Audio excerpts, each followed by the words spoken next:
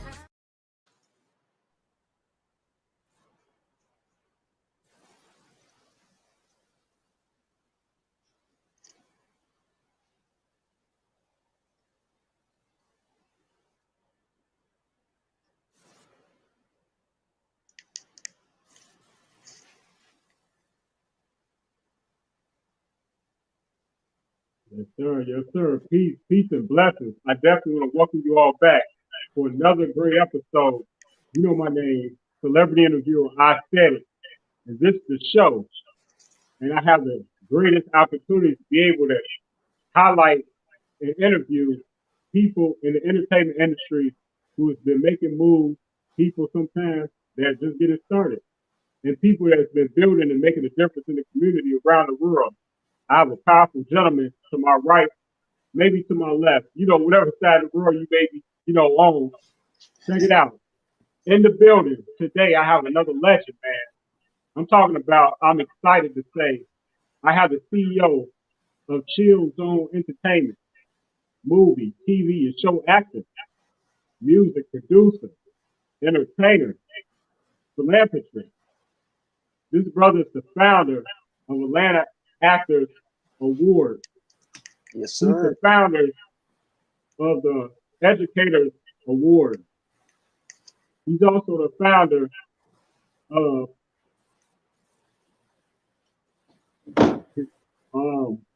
Feed the Hungry Yes, USA. sir. You know what I'm talking about? Yes, sir. I had to get it right.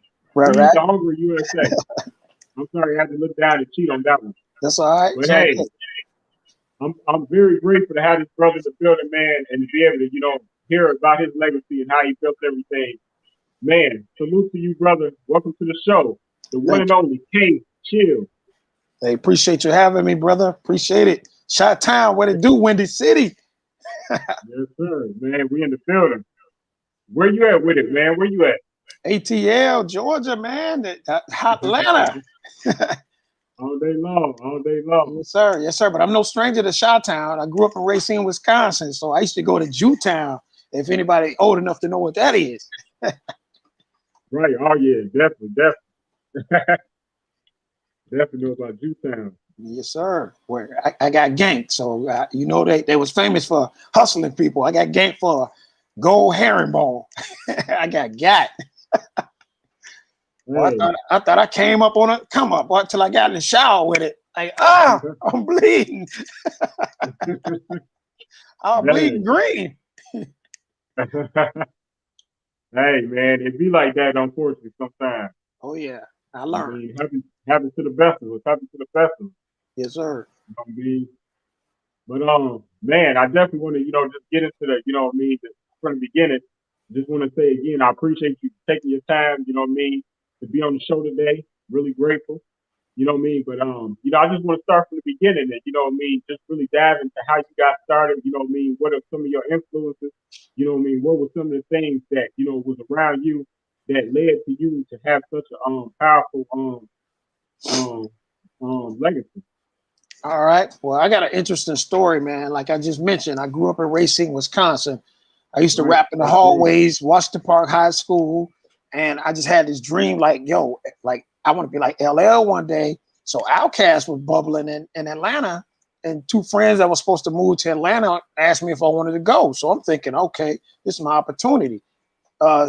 Long story short, the day of, I gave up everything. They bailed out on the day of, and I'm like, I can't bail out. I gotta go. So I catch a Greyhound bus. I stepped out on faith, had less than $300 in my pocket.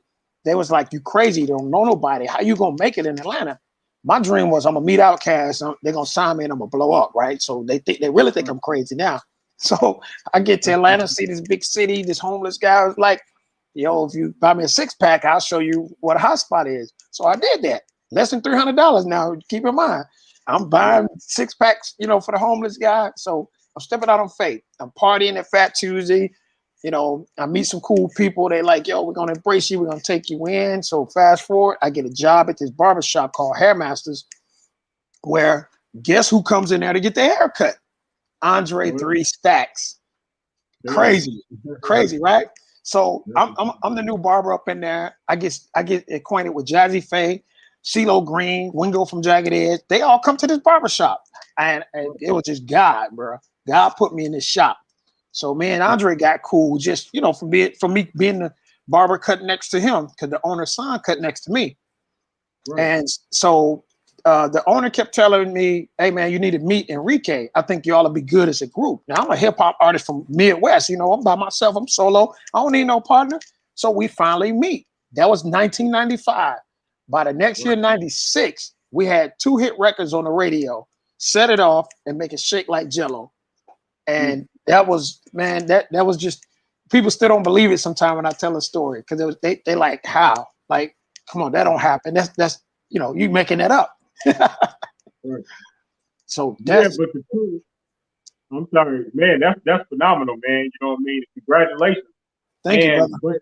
But we gotta go deeper than that, because for people to truly appreciate what you just said, you know what I mean? Because you gotta really let them know where you're from. Like, you know what I mean? I want to go back to the childhood to where you a child and you was dreaming of being on TV, perhaps, right? Or dreaming of being such and such, or just were you even a dreamer? You know what I mean? I want to know these type of things, and you know what I mean? If you don't mind, with all due respect. Oh yeah, definitely. Man, yeah, because we definitely gonna celebrate that. But I did do you wrong, bro, and I accidentally did you wrong. I said I was gonna be playing your video at the beginning, and I just you know what? Just press the button. So that's what we're gonna do right now. Okay. Then we're gonna jump back into this interview. But yeah, again, thank you again for everyone that's watching. Share this video. This is vintage right here. I'm here with Big Brother, the legend, K Chill, one and only. You know what I mean? And CEO of Chillzone Entertainment. But we about to play a little short clip so you get more. Back to my days when the ATL was Freak Nick 96 and we were crunk. You know what I'm talking about? Here we go.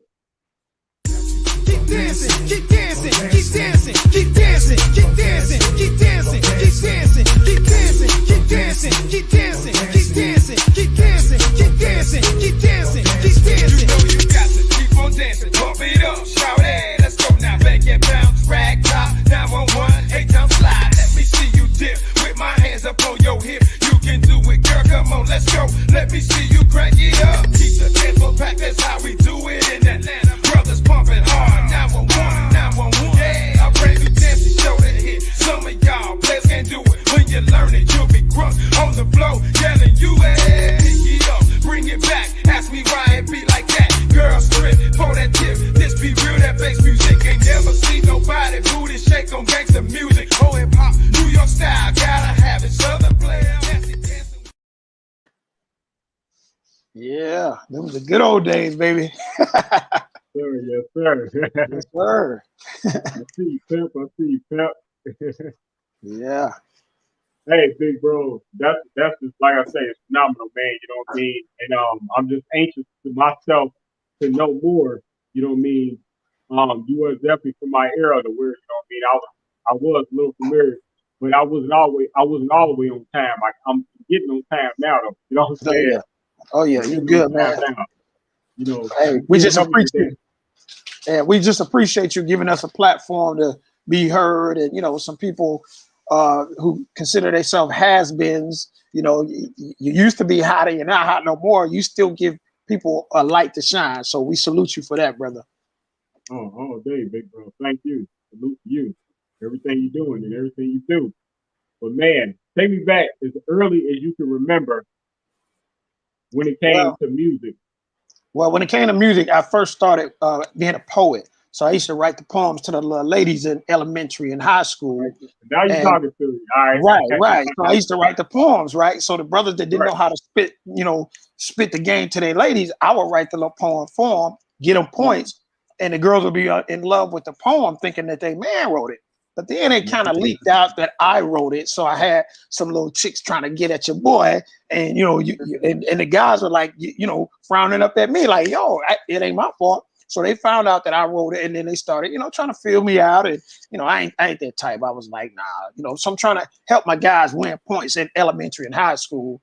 And keep in mind that I'm a fatherless child. I never knew my real father. Mom's, she wasn't the most loving mom growing up. So I knew I had to get out and make something for myself. So at 15, I left home because, things were just that bad. And my best friend, James Ford, he took me in.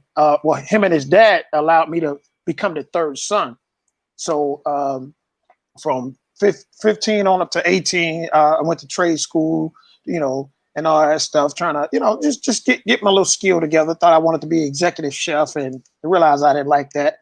So working and, living on my own, taking care of responsibility. I left in 1995, Racine, Wisconsin, pursuing a dream. And a lot of people called it, crazy because they were like, there's no way you're going to move to Atlanta and blow up. You don't know nobody. It just don't happen that way. You don't know nobody. You don't have money. You don't know nothing. So my story is a success story. If nobody ever believed in faith and having faith the size of a mustard seed, my story is that one where you can believe in, because there is no way I could have came to Atlanta and done the things I've done by myself if it wasn't for God, and have a favor and not fearing, because it's scary. Just bungee jumping like I did, of course it's scary. And a lot of people wouldn't dare do that. You don't even know where you're going to stay when you get to a place on a Greyhound bus. You don't know one person. No, nobody would do that. They're like, you crazy. But I took that leap of faith. I took that chance and I won. And thank God I didn't have to do the Tyler Perry situation where I was homeless, living in my car before the success, So I was blessed to not have to go through all of that. It took 1 year, and we had 2 hit records on the radio. So it was a true blessing. And when I went back to Racine, Wisconsin, I was in my big boy Beamer. I was in that big white thing, that big ghost, So when I went back, they were like, yo, how did you do it? And all of that is going to be in my true life story movie called Ease the Pain. There's a music video out right now on YouTube that gives you a little window into that story. And I'm going to release the book first called Ease the Pain, and then the movie. So it's going to be a similar 50 Cent Get Rich or Die Trying type of story without the, drug life. That wasn't my life, so my story won't be that same story, but it's going to grip your heart. It's going to be touching because, my true life story from being abused, not having my father, like I came through the cracks. I was the rose that grew through the cracks of the concrete. I didn't have it easy.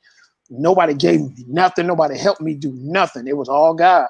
So my story, when I go to schools and speak to kids, I tell them I was just like you. I reach out to those kids who don't have the father, who don't get the love, because I can relate to them. And I show them that you can still succeed, because look at me, I did it. You can do it too. So that's my story and my message. And those kids who I see myself in, those are the one I gravitate to, because I know they need it the most. And big ups to Big Jim Ford for him giving me a chance to be that third son.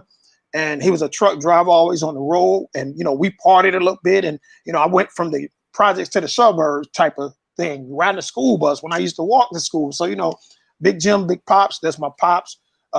We so much alike. Our birthdays even on the same day. So Racine, Wisconsin, Spring Street, that's my home, man. So if y'all in Racine, you ride down Spring Street, hey, that's my family right there. So I thank him for giving me the opportunity, because without him giving me that chance, who knows where I would have been. I probably would have ended up in trouble like my brothers. They went to gang banging. I'm the oldest of 4 boys. So they didn't follow me. They went to drug dealing, gang banging, locked up, prison, shooting, getting shot. They did that. And I'm the oldest. And I didn't tell them to do that. They didn't follow my lead. So Why do you think they didn't follow your lead? well, they were more from the street. See, we didn't grow up with the hugs and I love you. So we didn't know that. But some kind of way I developed that. I developed the hugs and I love you and the caring heart and all of that when they had mom and dad. My mom married their dad and they had that in-house two-parent thing, but yet still just went left. After I moved out, they just went left. And I don't know. I heard they was stealing cars, going to jail, gang banging. I was like, whoa, I don't know these little dudes because they didn't get that from me, So I thank God that I didn't go that route because I could have easily ended up that route, but it wasn't in me, So I thank God for giving me, instilling in me everything that I knew without knowing. I didn't see the hugs and love yous coming up from mom. So that it was in me and I don't know how. I guess TV or just seeing the reality, seeing other people wishing that I had that. You know what I mean?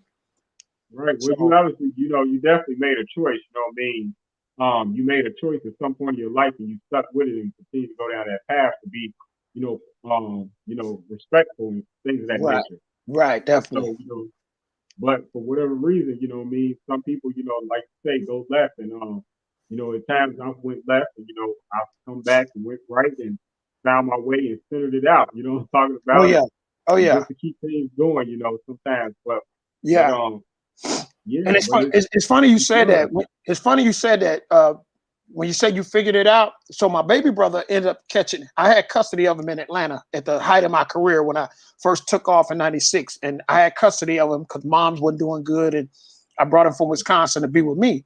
So he started trying to get grown, and I had to jack him up like, "Yo, you ain't smoking weed or drinking not on my watch." So he wants to go move with his dad and stay with the brother who was in the street game at the time. So I had to let him go. I said, bro, I'm gonna let you see how hard the concrete is. You're gonna regret that you decided to try to leave from my watch.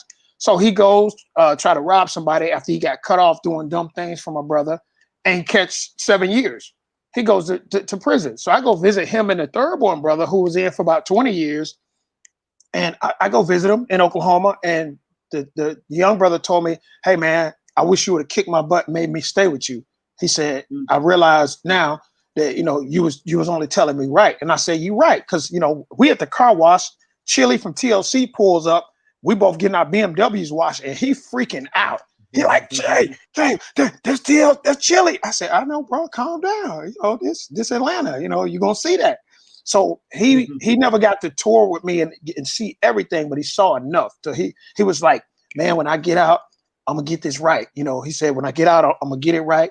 I said, all right, bro, just get your hair right, and when you get out, we gonna kick it. Because I was still, doing my stuff, my entertainment, traveling, doing shows with TLC, Usher, Bone Thugs, Biggie. I was doing it, and he could have been right there with me, but unfortunately, they said that he was on suicide watch, and he ended up taking his life on Valentine's Day in '07. So he never got to make it. So when you said you got to get it right, my baby brother didn't get a chance to get it right. So the choices you make, and that's my point, you got to live with them because he didn't have to make that choice. He could have just wrote it out, got back out, and we would have rocked it. But he chose to, apparently he was weak-minded and just couldn't handle the 7-year bid that he got, So everybody make their choices, and sometimes you don't get a chance to get it right. So touching on what you said. No, my condolences definitely to your brother, man. Appreciate it. Definitely always sad and sorry to hear anything like that. Hey man, everybody make their own decisions, brother. Mom's passed before him. Mom passed in '96. She was a diabetic and she was messing with drugs and all of that stuff. So all of that's going to be in the movie. Like the movie's going to be so deep. Like people are going to be like, is this real? Like, is this his real story? Because you can't see it. You don't see it. My life, you don't see what I've been through and what I had to deal with. I don't wear it. People might have think I had a spoon-fed life and all that. But until they hear my story, they will never know. So the movie is definitely going to be a deep story to watch and some stuff that I ain't never even seen on no movies that happen. You know what I'm saying? So it's going to be crazy. Right, absolutely. Man, we already know. So I want to also know, what made you so multidimensional when it comes to just, your overall skill to where you know you not only this, not only that, you know, you're an artist, a recording artist, you know, what producer, right? Yes, co-producer, more of the Right, you artist, done but some, yeah, I done some co-producing throughout the music career, but I've never actually produced a track, you know, of my own by itself. oh You yeah, know, no doubt. yeah, I've co-produced, tell a producer, you know, what I want, yeah, this what I want. I've done it over the phone. As a matter of fact, my lead single from the last album, I co-produced it over the phone from DC, and Bobby Jackson, the producer, was here. He was excellent face, you know, producer and stuff. And I was like, look, I want this sound like this. And I want the bass to be boom, boom, boom, boom. So I'm sounding it out over the phone, and he's actually producing it. So that made me a co-producer and telling the producers what I wanted to hear and hearing it all come to life. And then boom, I already got a song to it, or I write to it. Right, right. So Okay, that's dope. That's dope. yeah. So But you that's know, that's and not yeah. only that, promoter, CEO, you know what I mean, film, TV, man, you know what I mean? A&R. I mean, I've done so many hats, brother. Yeah. I Go wore so ahead, many talk about hats. them. Name them. I Yell mean, them you know out. what? You know, a lot of them, a lot of the hats came from just kind of learning the business. Like, I guess I was good. Like, I was the ringleader in the group, K Chill and Tetris. So Right, I handled the wardrobe. I made sure we looked like stars. I made sure we was on point, you know, scheduling, not being late for shows. I coordinated, you know, the music, the hooks, the songs, you know, just all of that stuff. And I wanted to make sure we shine. And my partner Tetris, he wasn't a real dresser. I was the flashy dresser. So right, whenever I would go shop for myself, I would get him something because I know I can't have him looking plain and I'm blinging. You know what I'm saying? So I would just right, get the gear for both of us. And whether he paid me back for it or not, it didn't matter because if he don't look good, I don't look good, basically. So I had to make sure we look good no matter what. So just, you know, having that management kind of sense, other artists started seeing that over the years and they was like, hey man, would you manage me? And I've had, you know, multi-platinum artists ask me about management because they like the way I move. They like the way I, you know, book shows and make artists feel like stars, you know, because that's the way you're supposed to. I mean, I've helped Ludacris, Yin Yang Twins, Young Jock, all before y'all knew who they was. I was the one helping them, you know, get their grip on where they were going. You know, Ludacris was right, still Chris Lover used to interview me on the radio at the height of my career. And so I said, okay, so a club wanted me to throw a birthday party and they gave me the money. They paid for me to come, gave me the money to bring any artist I want to perform. So I'm thinking, right. you know what? Ludacris trying to do his thing. He got this new Fat Rabbit single. Let me pay Yeah, him $1,000 to perform at my show, giving him some love and throwing some money in their pocket. Yin Yang Twins was still True City Thugs.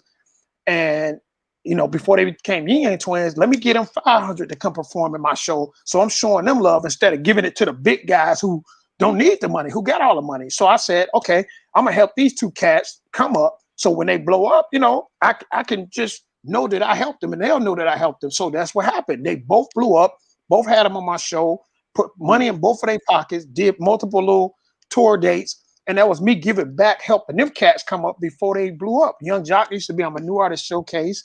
He used to pay me $25 to perform on stage. Then all of a sudden, he blew up. I had it on the radio. I invited labels out, radio rep. They saw him, snatched him up. Next thing you know, you heard "Meet Me in the Trap." But before that, you heard "She Giving Me a Heart Attack." That was a single he was performing. Had a suit with two dancers. That was Young Jock. Then as soon as he got signed, you heard "Meet Me in the Trap." So I seen it all behind the scenes, bro. All behind the scenes. A lot of ATL history, untold stories that just never been told. Right, you already know. Well, you already know we're gonna be looking for more. You know, right here on the Outstanding Show. You already know what I'm talking about. We actually have our first comment actually today. I missed it. You know what I mean? I didn't want to interrupt you, but we gonna bring you in real quick. First comment from Cinnamon, and Okay. she actually has her own company called Central Sauce. It's a barbecue sauce, hot sauce, and man, it's fabulous. All right. All And right, I Cinnamon. recommend it to Appreciate everybody. that. Cinnamon So yeah, Whitfield. Appreciate that. Definitely have to check out that definitely. because I love some spice and seasoning. So definitely got to check that out, find out where it is. Yeah, definitely. But man, just a special path. You know what I mean? You have travel to get here, bro. You know what I mean? And it's just really interesting, and I'm just grateful to hear about it. So let me take you back now to I want to jump around a little bit. This is what I do. You know, no Oh, it's all good. Hey, Okay, wherever you I go, like I'll to jump follow. around. Yeah, I'm gonna follow wherever you go. Yeah, man. You know what I mean. So when high school, were you like really the music, you know what I'm saying, taking off in high school? Actually, no. It was more rapping in the hallways. You know, just Right. trying to find my niche in my craft. You know, molding myself more like LL, but I knew I had to find my own identity. You know what I'm saying? Right. So LL was like my as Right. good as them. You know, I can hold my own. You know, and so I think I did like I think it was '94 where I did like the biggest talent show they had there, and I still got that video, and I still circulate it right now to this day on Facebook. And it was me and my boy Boss Man, and we shut this talent show down. I'm talking about rocked it. You would have Yeah. thought it was like a Father MC type of level that I was on. You know what I'm saying? But and we didn't win. We didn't win the talent show, but it's a classic to this day, and What? people from Racine still share that show because we rocked it. We came in looking like Jodeci, but rocking that thing like Father MC type of hype, and I killed it. And that was right before moving to Atlanta. And people were saying then, oh yeah, you finna blow up. Because the way I came in, I was like a special guest celebrity artist who was just a local.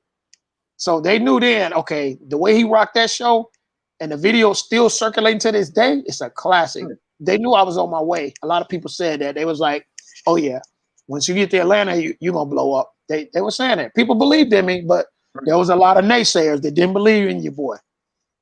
And and truth be told, when I did go back to Racine, I ain't gonna name no names, but I took those naysayers who was close, around me. I took them to the mall shop because I appreciated them doubting me, and I wanted to give them a gift just for doubting me. I said, "Let's go to the mall." Regency Mall is where I took them. I said, "Y'all get something, either a coat because it was wintertime." I said, "Get either a coat or some boots," and that was my thanks for them not believing in me and making me work and drive harder. You see what I'm saying? Sometimes I ain't gonna call them haters because they were just naysayers because they didn't believe in it because they couldn't see it. I saw it, but they couldn't see it. So sometimes you got to thank the haters, and not saying that they was haters, but they were naysayers. They didn't believe, and people, everybody's not gonna always believe in your vision because even I couldn't see it.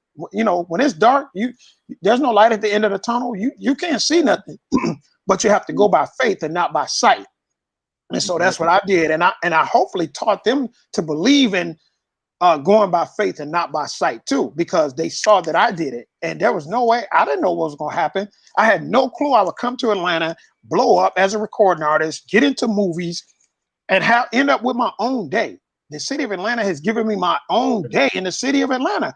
I would have never thought that would happen. So it's so much that we got to cover, bro. So I know I'm just kind of skipping forward, but it's crazy, man. Well, I mean, let's talk about your own day real quick. All right, I see you. Okay, I see you got it up on the screen. Hey, you quick with it. That's pretty phenomenal, man. You know what I mean? How did this all come about? And again, and congratulations, like thank you, brother. Extraordinary. Appreciate it, brother. Appreciate it. And you know, it's crazy because most people that I knew of that got a proclamation got it after their passing. You know, most people wasn't alive that got their own day. And to be alive, able to see it, to smell my roses while I'm here, brother, I mean, you can't ask for nothing more. Like, it's a blessing. And it all came because in 2013, okay, going back to when I first arrived in Atlanta on the Greyhound bus, it scared me to see all the homeless that was scattered along the sidewalks when I first arrived. So that right there was, because I wasn't used to seeing that at Racine.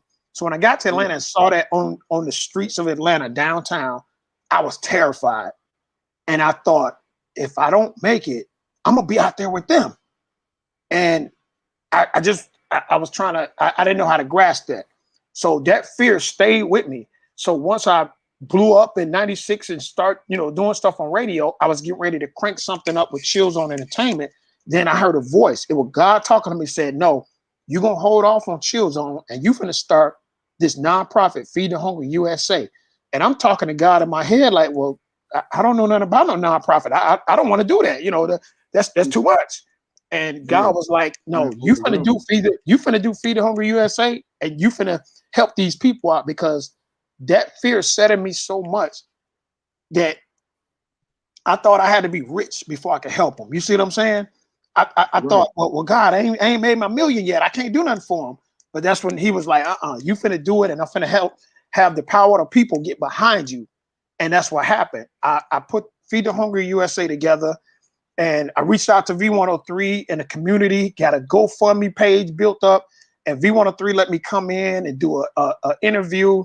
People was on the train. My sister Sheila was listening on the train, and people just start calling, saying, hey, we want to be a part of that. We want to help. And next thing you know, I had a team, I had an army, and we pulled up in front of City Hall every Sunday at 12 noon and fed the homeless, and they lined up because they knew our pattern was routine every week.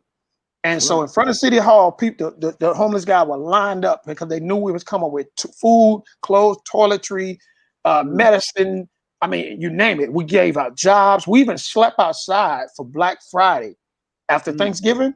We slept outside. I did a one-night homeless challenge, and we slept outside with them. We brought our blankets, and I challenged anybody on social media. I said, if you don't believe what the homeless go through and you want to spend one night in their shoes, come out and join us for Homeless for a Night challenge.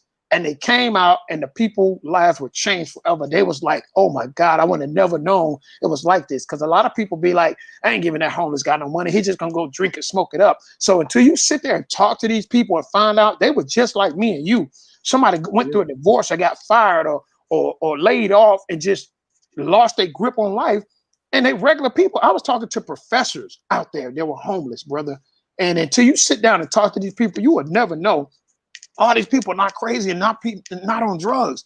They people just like me and you that could just have a bad fall and just need to get back up, because what the sad truth is, nobody really care about you the way people say they do, because those people should have had a friend or family that would have been like, hey man, you ain't got to be homeless. Come sleep in my garage, brother. You see what I'm saying? But these people don't have that. So when everybody be saying, hey, you good, you straight, you need something, a lot of people just be talking, because they're not serious. Because when you call their bluff, oh, well, I ain't got it now, or I can't do nothing now. But you've been saying all these years, hey, if you need something, let me know. Like right now, if I did a poll on social media and said, hey, if I needed something and I come to you, who would have my back? I'll probably have, however many people comment, yeah, I got your back. But if I actually picked up the phone and called these people, they probably wouldn't be there. And maybe not all because they can't, because everybody going through some struggle right about now. It's probably, it may just be because they can't right now, but they would if they could. But you can't rely on that in a time of need. You see what I'm saying? Right. So talking to these people and finding out why they were homeless, I had so much more respect for these people, and realizing that, you know what, it ain't everybody's fault they're out there. They just need one leg up. So two guys that were saying, hey man, I just need one leg up. I wasn't living in my apartment for about 6 months. At that time, I was staying with a girlfriend most of the time at her house. So I said, if you brothers want to get off the street, I'm gonna put y'all up in my apartment tomorrow once we leave. And that's exactly what I did. I took them two homeless brothers, and people said, man, you crazy. I put them in my apartment, fully furnished, gave them some clothes, cut their hair, took them to church, let them rock some little jewelry of mine. And people thought I was nuts. They was like, man, you leaving two strangers you don't know in your apartment? Are you crazy? What they gonna do? Steal some property? Steal some, it's material. So when we value material that much, I mean, you shouldn't love something so much you can't walk away from it in seconds if it means your peace or your life. You see what I'm saying? And that's what I believe in. I've given away cars. That stuff, it don't mean nothing. You know what I'm saying? It's material. You're gonna get it back. You can't receive blessings without giving blessings. And so once I did that, they stayed in my place for about 2 weeks, got them places, and I just kept going, man. And so we gave out I think about 4 jobs that night. I took them 2 in and got them off the street. And man, it's a joy you can't buy, bro. You know what I'm saying? Like all the money and record sales don't give you that type of joy. All the movie roles don't give you that type of joy. Even a proclamation, it's nice to be recognized, but if they had never recognized me, gave me a proclamation, I still would do what I did.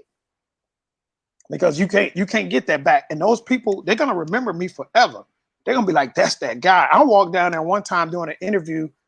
The mayor had something going on, and we didn't pull up in our cars. I'm in a suit walking down there to go in the office, and that people start pointing me out. Hey, you the guy that defeated us on Sunday. They recognize my face without me wearing my Feed the Hungry t-shirt and our hats and all that stuff. They recognized me, and I was shocked. I was like, wow, y'all remember me? They was like, oh yeah, we remember you. They said, you don't want to feed us on Sunday. I was like, wow, okay. I didn't think they would notice me, but they did. So that's what it's all about, bro. Yeah, that's powerful right there. That's powerful. And it's just, you know what I mean, it's precious to, you know, with anytime somebody come up to you and just, you know, humbly tell you about how you fed them and say thank you. You know what I'm saying? Like even re-acknowledge and re-highlight the fact that they even needed help. You know what I mean? But you was there for them, and just, you know what I mean? That's how humble them to do that. But you know what I mean? How great of you and humble you to for the gesture. You know what I mean? And to put all that together and then just, you know what I mean, go all the way with it and do a foundation organization with Feed the Hungry USA, man. That's USA. Man, and ran it for 6 years. Ran it from 2013, ran it for 6 years, brother, until they made it illegal. Can you believe that? So I had to break the announcement, and that video was on YouTube where I had to tell them, look, Florida just made it illegal for us to feed y'all. They're coming to Georgia, so y'all gonna have to do whatever y'all gotta do to suffice for yourself, because they're gonna tie our hands up.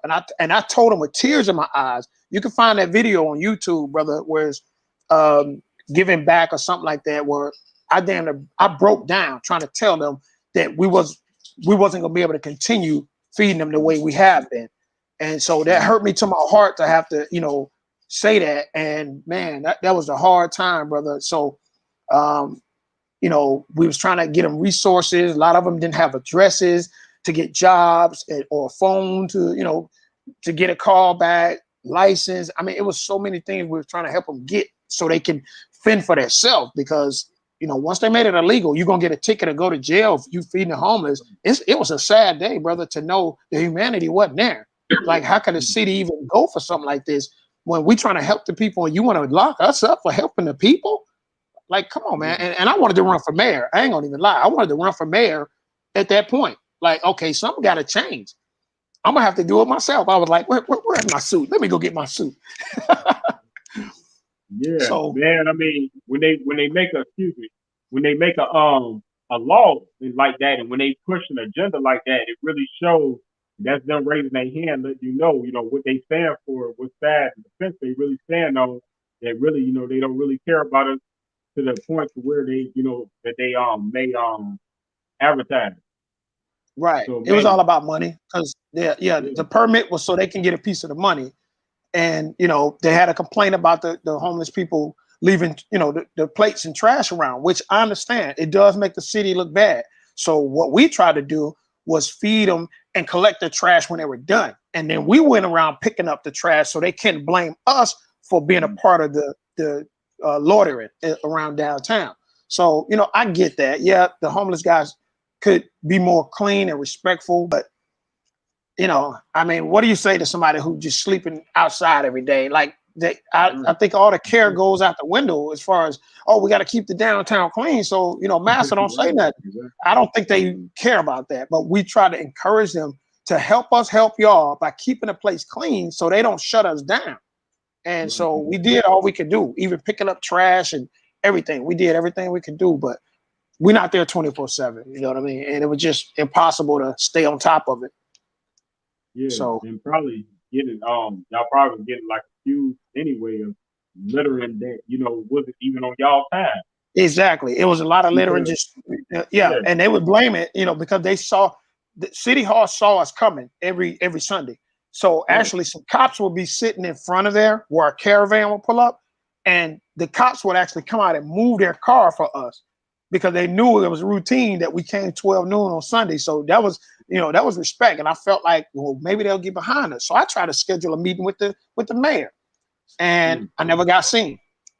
So that's when I knew, okay, this is going to be an uphill battle by myself. You know what I mean? I mean, they're allowing us to do it, but they're not getting behind us. And that's when reality set in. When they changed the law, I was like, we're not going to win this one. So we got to figure out something else, you know. And the greatest feeling I guess I got out of it is when we tried to go feed the last 2 times. So many people had joined in the fight from the community. We wasn't able to give our food away. So the last 2 times we went out, everybody we went to had like 1 or 2 plates. So all our food, we was just left holding our food. It was like, wow, okay, so I guess they don't need us no more. So everybody was eating good. And hopefully they kept it up, because once I was able to step back, you know, I was on to the next thing. I felt like, okay, my mission is done here. I did what God called me to do. And hopefully, you know, something else will come up. So the mayor had put a committee together, and they reached out to me and said, hey, would you be on the homeless, you know, committee? Boom, boom, boom. I said, yes, count me in. And nothing ever happened. I never heard anything else back. So that was that. I'm sorry to hear that. But Yeah. great effort, and man, just, you know what I mean, a big heart that you have, you know what I mean, and just, man, so again, salute to you. But doing Hey, man, all that you're doing, man, you know, 6 years, that's phenomenal, man. You know what I mean? That's really impressive. Hey, I'm just doing what God called me to do, brother. Amen. Amen. Shout out to the one, to the Most High. Oh yeah, definitely. Because without him, none of this moves. Nothing happens. You know. So I definitely give thanks and praise and for everything that's happened and will continue to happen. You know, my story ain't even done. You know, I mean, there's so much more that's still going to happen. And hey, I look forward to seeing what else can I do. You know, helping the kids, helping whoever. You know, that's how I'm sure you're about to get into it. But the Educators Awards, that's how I got into showing them love, and the actors, because it's like a lot of that stuff I never even saw me doing, but it happened. Right. And which came first? It was the Actors Awards or the Educators Award? The Educators Award came because I saw so many teachers. I was invited to a program called Read Dads Read, and that's where like 50 of us professional men in Atlanta came to a school to read books to second graders. And Miss Patrice Sam organized it, and she reached out to me. It was a school in Decatur. So once I was there reading to the kids, and I saw how phenomenal the teachers was, and just the idea of them bringing some positive role models in for the kids to see that it ain't just about the TIs and Rick Ross selling drugs. Here are professional men in front of you that have been successful and never done crimes or sold drugs. So it was a great thing for the kids to see that Black men like you that look like us can be successful and do positive things. So I was glad that they reached out to me and to be a part of that number. And when I saw that and I thought about putting the Educators Award together, I had to honor those teachers who invited me, and they had no clue I was going to honor them, but I had to. How can you not?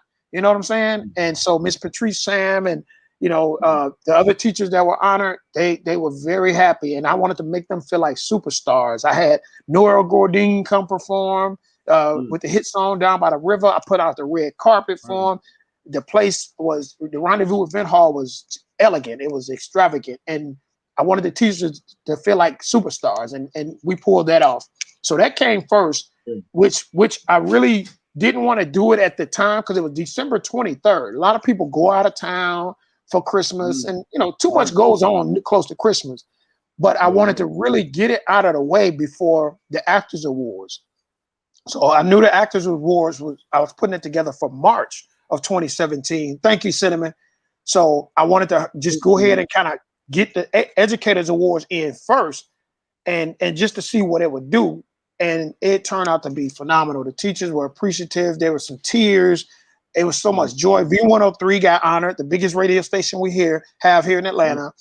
Ms. Maria Boynton showed up and accepted the award on behalf of V103 because I told them that they're community heroes, because without them, I would have never been able to start Feed the Hungry USA and blow it up the way it did. So they were my community heroes, and that's why I honored V103. And it was awesome to just have all of them show up and receive the awards. And then, 3 months later, in March, to do the ATL Actors Award, the first, which I was a little worried about because I didn't know if people would actually come out for something like that, because we never had nothing like that in Atlanta. You know, something just for the local actors and, you know, the I guess C and B class actors who Hollywood don't honor. You know, to honor Joe Torre, Bruhman from Fifth Floor, Clifton Powell, and Jamal Woolard from the movie Biggie, to honor them. Hollywood never showed them guys love. You see what I'm saying? So I knew, as long as I'm showing the people love that deserve it. Oh, Angela Bassett, who still hasn't won. You know, Denzel just barely got his. When they did Training Day. Right, exactly. So all of those people, I wanted to make sure they got their shine and smell their roses. You know what I'm saying? Before, you know, it was too late. Nice. And so that's what happened. And the Actors Awards ended up blowing up. The first show sold out, like before the event even happened. It sold out before March, and it was so packed that my celebrity guests were sold for real. Remember Candy Rain? Yeah. They were my celebrity guests. So they showed up. They showed up fashionably late, right? And they didn't even have a place to sit down. It was that packed. I didn't have a place for them to sit. So that's how packed it was. I was like trying to kick some people out their seats for real. So they were like, you know, we cool, because they know they was late. But I was like, wow, I didn't expect it to be this packed. You know, I thought I was going to reserve their seat, but people slipped into their seat. And I was like, wow. That's nice. That's crazy. Congratulations for that, man. Thank you, brother. You man, we look at a little clip of yeah. All right, matter of fact, this is a clip of one of your award shows. I'm not sure if it was 17 or 18 Atlanta award. Well, it got bigger and bigger. So after 17, 18 was big, then 19 was big. So whatever you play, it's gonna be good. All right, well, get ready. We about to enjoy this. All right.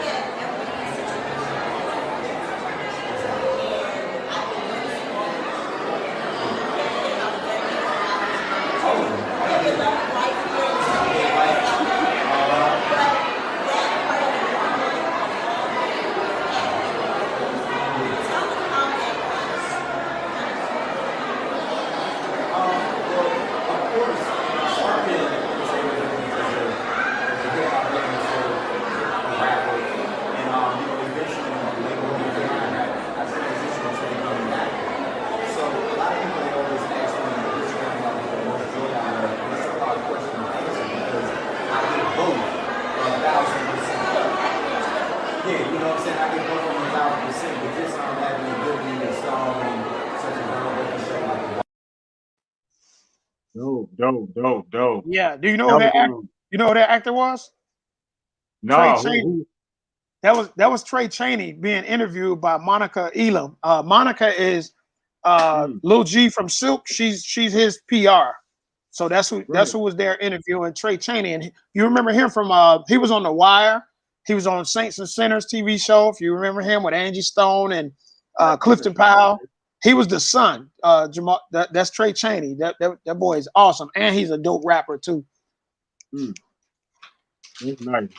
Hey, that's dope, man. And that was just the VIP lounge, so you didn't get the red carpet footage, I guess, because the red carpet was like, it was crazy. It was packed.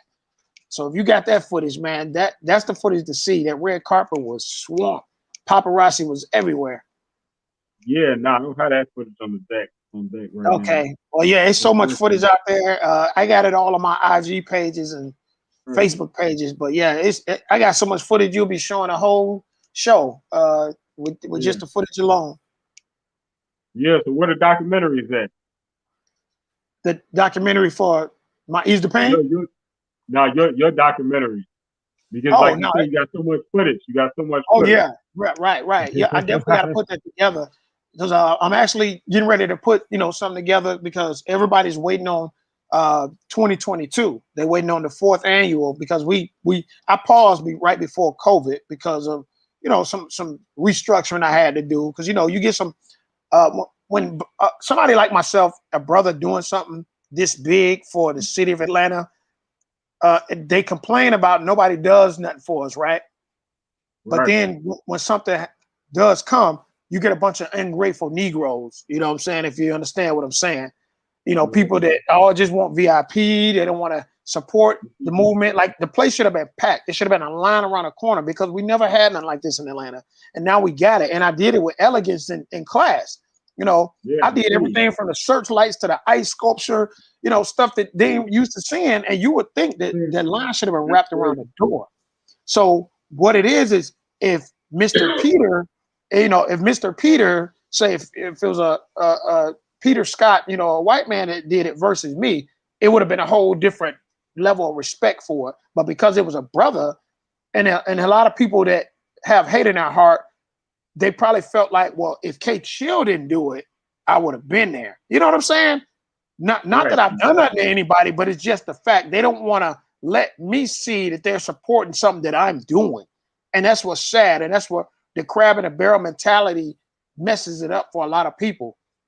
So when a lot of stuff happened behind the scenes at the show and they don't tell me and I find out later and I'm like, yo, my team was slipping. Why didn't y'all tell me? Because I don't ever want any of my guests to leave with a bad taste in their mouth. Whether you pay for VIP tickets and you didn't get your drink and your food because somebody cut the red carpet line off without my knowledge, I would have never allow my VIP people to leave unpleased. You see what I'm saying? And so without the knowledge of me knowing it happened, I can't fix it. So then they leave with that bad taste in their mouth, and then people talk. So then my name will get drug in the mud, and my brand will get drug in the mud, all because I had no clue that they didn't get the VIP tickets or they didn't get the VIP treatment that they were supposed to get because they paid for the tickets. So stuff like that. And honorees that asked to be a part of the show, committed to come. I'm blowing them up for a whole year, spending money, and then they had an audacity to not even call and say, hey, man, something came up. My cat choked the dog. I can't make it. You know what I'm saying? At least had a common courtesy to let me know. So I ain't looking like a liar, pumping you up the whole year, and then you just no show. Stuff like that, I don't appreciate. So I had to just shut it down and like, you know what? I'm finna restructure the whole thing. I need a new team. I need a new way that if I'm gonna honor these people, you're gonna respect my time and respect my money. Because if you're telling me you showing up and I'm doing all this work for you, you gotta commit to show up. You know what I'm saying? I can understand if you miss your flight, people flying from all over the world to come to ATL Actors Award, which I appreciate. But if something like that happened, at least call and let me know. Because that way you have time to send a thank you video. So I ain't looking crazy. You know what I'm saying? So I can fly it into my video presentation and they can hear you say thank you. And I'm gonna call out Angie Stone because she the only one that did send her video, her thank you video, because she couldn't make it because she was doing a show in New York. And I knew she was doing a show, but sometimes things happen. I said, if the show fall through, I want to see you in attendance. And so I kept calling, hey, I need that video if you're not gonna make it. She said that the day of on stage, and that's why I'm gonna pick with her because her manager, you know, we were laughing about it, but she sent it while we were on stage. So I'm thinking, okay, how can I salvage this video that's on my phone so people can know Angie Stone was actually coming to. She actually appreciates this award. So I had to put the video up to the microphone while I was on stage and I played it. And I told them, I'm going to let you guys hear Angie Stone's thank you message. So they was able to hear it and not see it. So, you know, I appreciate that versus you just not saying nothing at all. You know what I mean? Yeah. That's nice. So that's yeah. So that's pretty much why the pause, but people waiting on me to kick it back up. Cause you know, my bro, Joe Torre hosted the 2018 and he lit it up. You know how he is on Def Comedy Jam. Joe Torre, a fool with it. And he had them out rolling out their seat, man. So they waiting to see what the fourth annual gonna look like. They waiting to see how it's gonna come back. Yeah, man, that guy Joe Torre, man, he's definitely classic. Oh yeah, that's my big bro. Hey, he was more excited, man. He called and he was like, "Yo, I want to host the show." I was like, "Bet." He was like, "All right, let's find me a flight." I was like, "All right, bet." I mean, he was on it. He hopped on that what you call that red eye in the middle of the night from LA to get to Atlanta to host that thing. So salute to my bro Joe Torre. He came through for you, boy. Oh yeah, he wanted to salute to Joe Torre, man. I interviewed that brother too, man. I had a great opportunity too, man. Nice. Oh yeah, he one of the realest in the game, man. He He dope. And it went back. Me and Joe hooked up when I was doing the A&R thing. And so Crazy Swag Universal was the label at the time. So we signed Joe to the label for his ringtones, you know, with all Joe funny jokes and stuff. So he had ringtones going through Crazy Swag Universal Records. And we also shot a pilot for his reality show. We wanted to shoot a comeback show for Joe Torre because he had some, you know, tragedy, not tragedy, but some, you know, some drama in his life in the past. So we wanted to do him a clean comeback show. And so we put the whole show together, which you can find it on YouTube right now as we speak. It's called Joe Torre Remix. And we shot it. You'll see me in it, and my bro Tetris. And it's a dope, it would have been a dope reality show had the network picked it up. But you know what? They wanted drama. Joe wasn't finna bring his family all in no drama, because they the only time they really want to sign, you know, projects is if you got enough drama or fighting in it. And we on the shelf, but it's a real dope reality show. So you can see that pilot right now. If you go to YouTube, Joe Torre Remix trailer, and it was shot. Guerrilla Film Junkies shot. They followed Joe from the flight from LA down to Atlanta, and I picked him up. I received him at the airport, so you see all that. I mean, the whole thing was dope. We took him around V103, Ricky Smiley. We took him all to Good Day Atlanta. He was on the news. I'm talking about. You see the whole little thing. It was real dope. Wow. Yeah, I'm bringing it up. Yeah. Looking it up right now. So. Oh yeah, the Joe Torre Remix trailer. Oh yeah, that thing is dope. This is what it looked like. Yes, sir. That's it. And if you watch that, you'll understand a different side of Joe, because that's what we wanted. We wanted his comeback show because he tells a story about, you know, the issue he had with some chick, and, you know, it left a bad name, you know, bad dirt on his name. But we wanted to show that comeback. Absolutely. That's really dope. It looks good. Oh yeah. Too.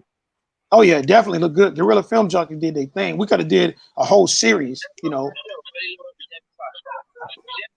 Nice.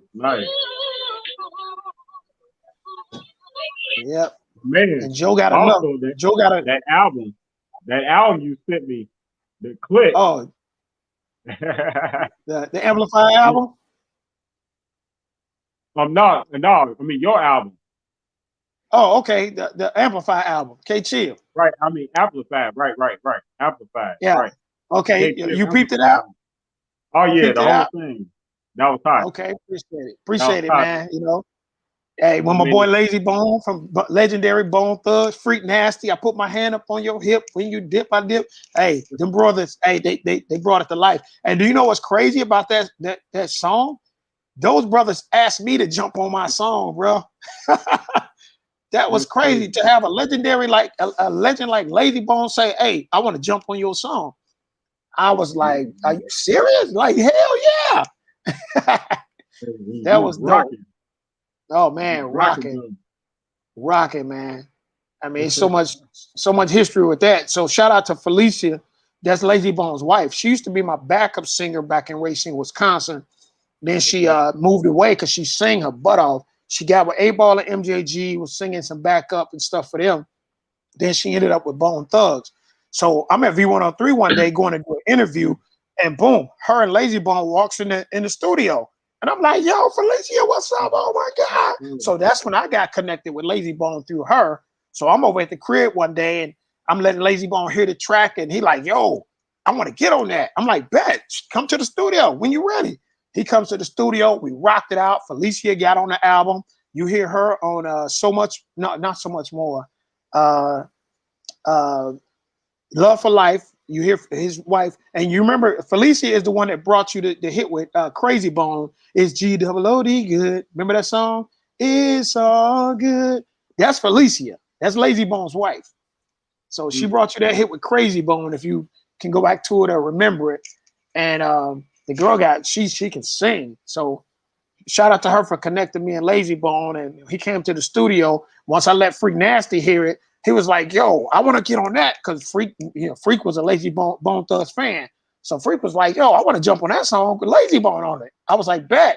So you got two multi-platinum artists with me who wasn't multi-platinum, and it was like the biggest move that could have been made for me as a new artist. So shout out to both of them multi-platinum artists jumping on this newcomers joint and making it what it is. So the video would have been crazy because there's a story behind it why the video didn't get shot. I was in the process of shooting footage for the video in Virginia. Shout out to DJ Cash Money, WPGC 95.5, because if you on the album, they opened up the album and they the first ones who played it in full rotation in DC because they loved it. They saw me shooting the video footage at Fast Eddie's and who was that? The radio DJ was like, yo, bring that to the station tomorrow. And DJ Flex put it on full rotation. I was at the top 5 countdown between Bow Wow and Mariah Carey because they got that thing so hot.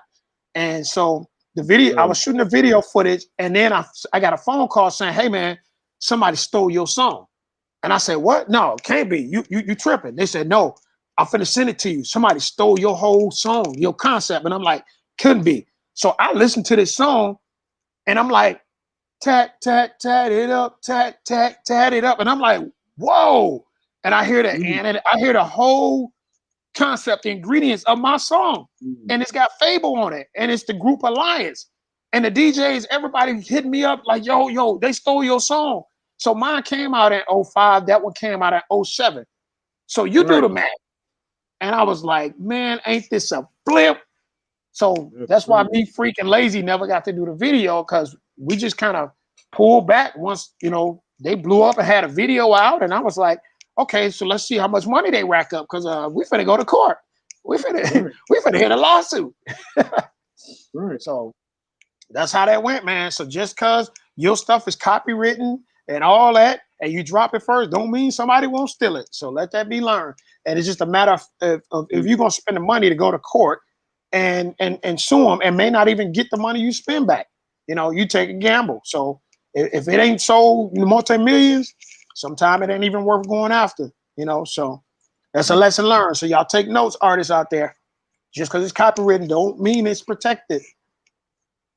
So basically just do what you want out here in the music. Just pretty much anybody's stuff and it's just the risk of you may get caught or you may not.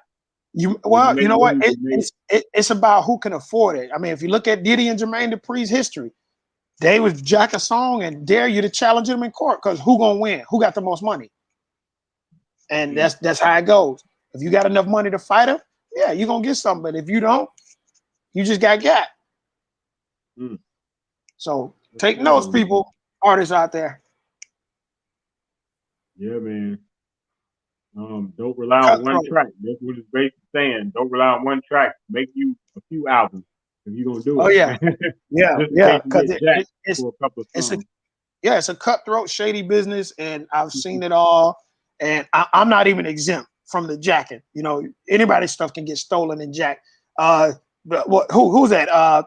T-Pain just did a video where Kanye West stole his line after he told him that's whack. Don't use that. And Kanye used his line. So, I mean, hey, it's a dog-eat-dog world out here, man. So don't listen to somebody telling you your line whack because then they'll be the ones to use it. Even Mimi just made a post about that. So you can't listen to, the naysayers and the haters because, of course, if they could tell you something to back you up so they can get in, hey, they were smart because you listened to them. They manipulated you. Even though it ain't right, but they still gonna win. Right. And shout out to Mimi real quick. MIA Entertainment in the building. Mimi. Right. CEO, MIA Entertainment. Oh yeah, it was funny meeting a female boss like myself, that was all in the industry, and I was like, oh, so she a female version of me? What's going on? So yeah, and we actually met for a movie, Black Quarantine, where I casted her to be my girlfriend. So I was like, okay, she's an actress. Okay, I did my little research, saw she was all in Tyler Perry movies, and found out that we was in 3 Could Play that game together, and we didn't even know each other. So I was like, oh yeah, I got to throw her in the movie with me. Yeah, she the one. So yes, sir. Yeah, let's talk about this long movie there.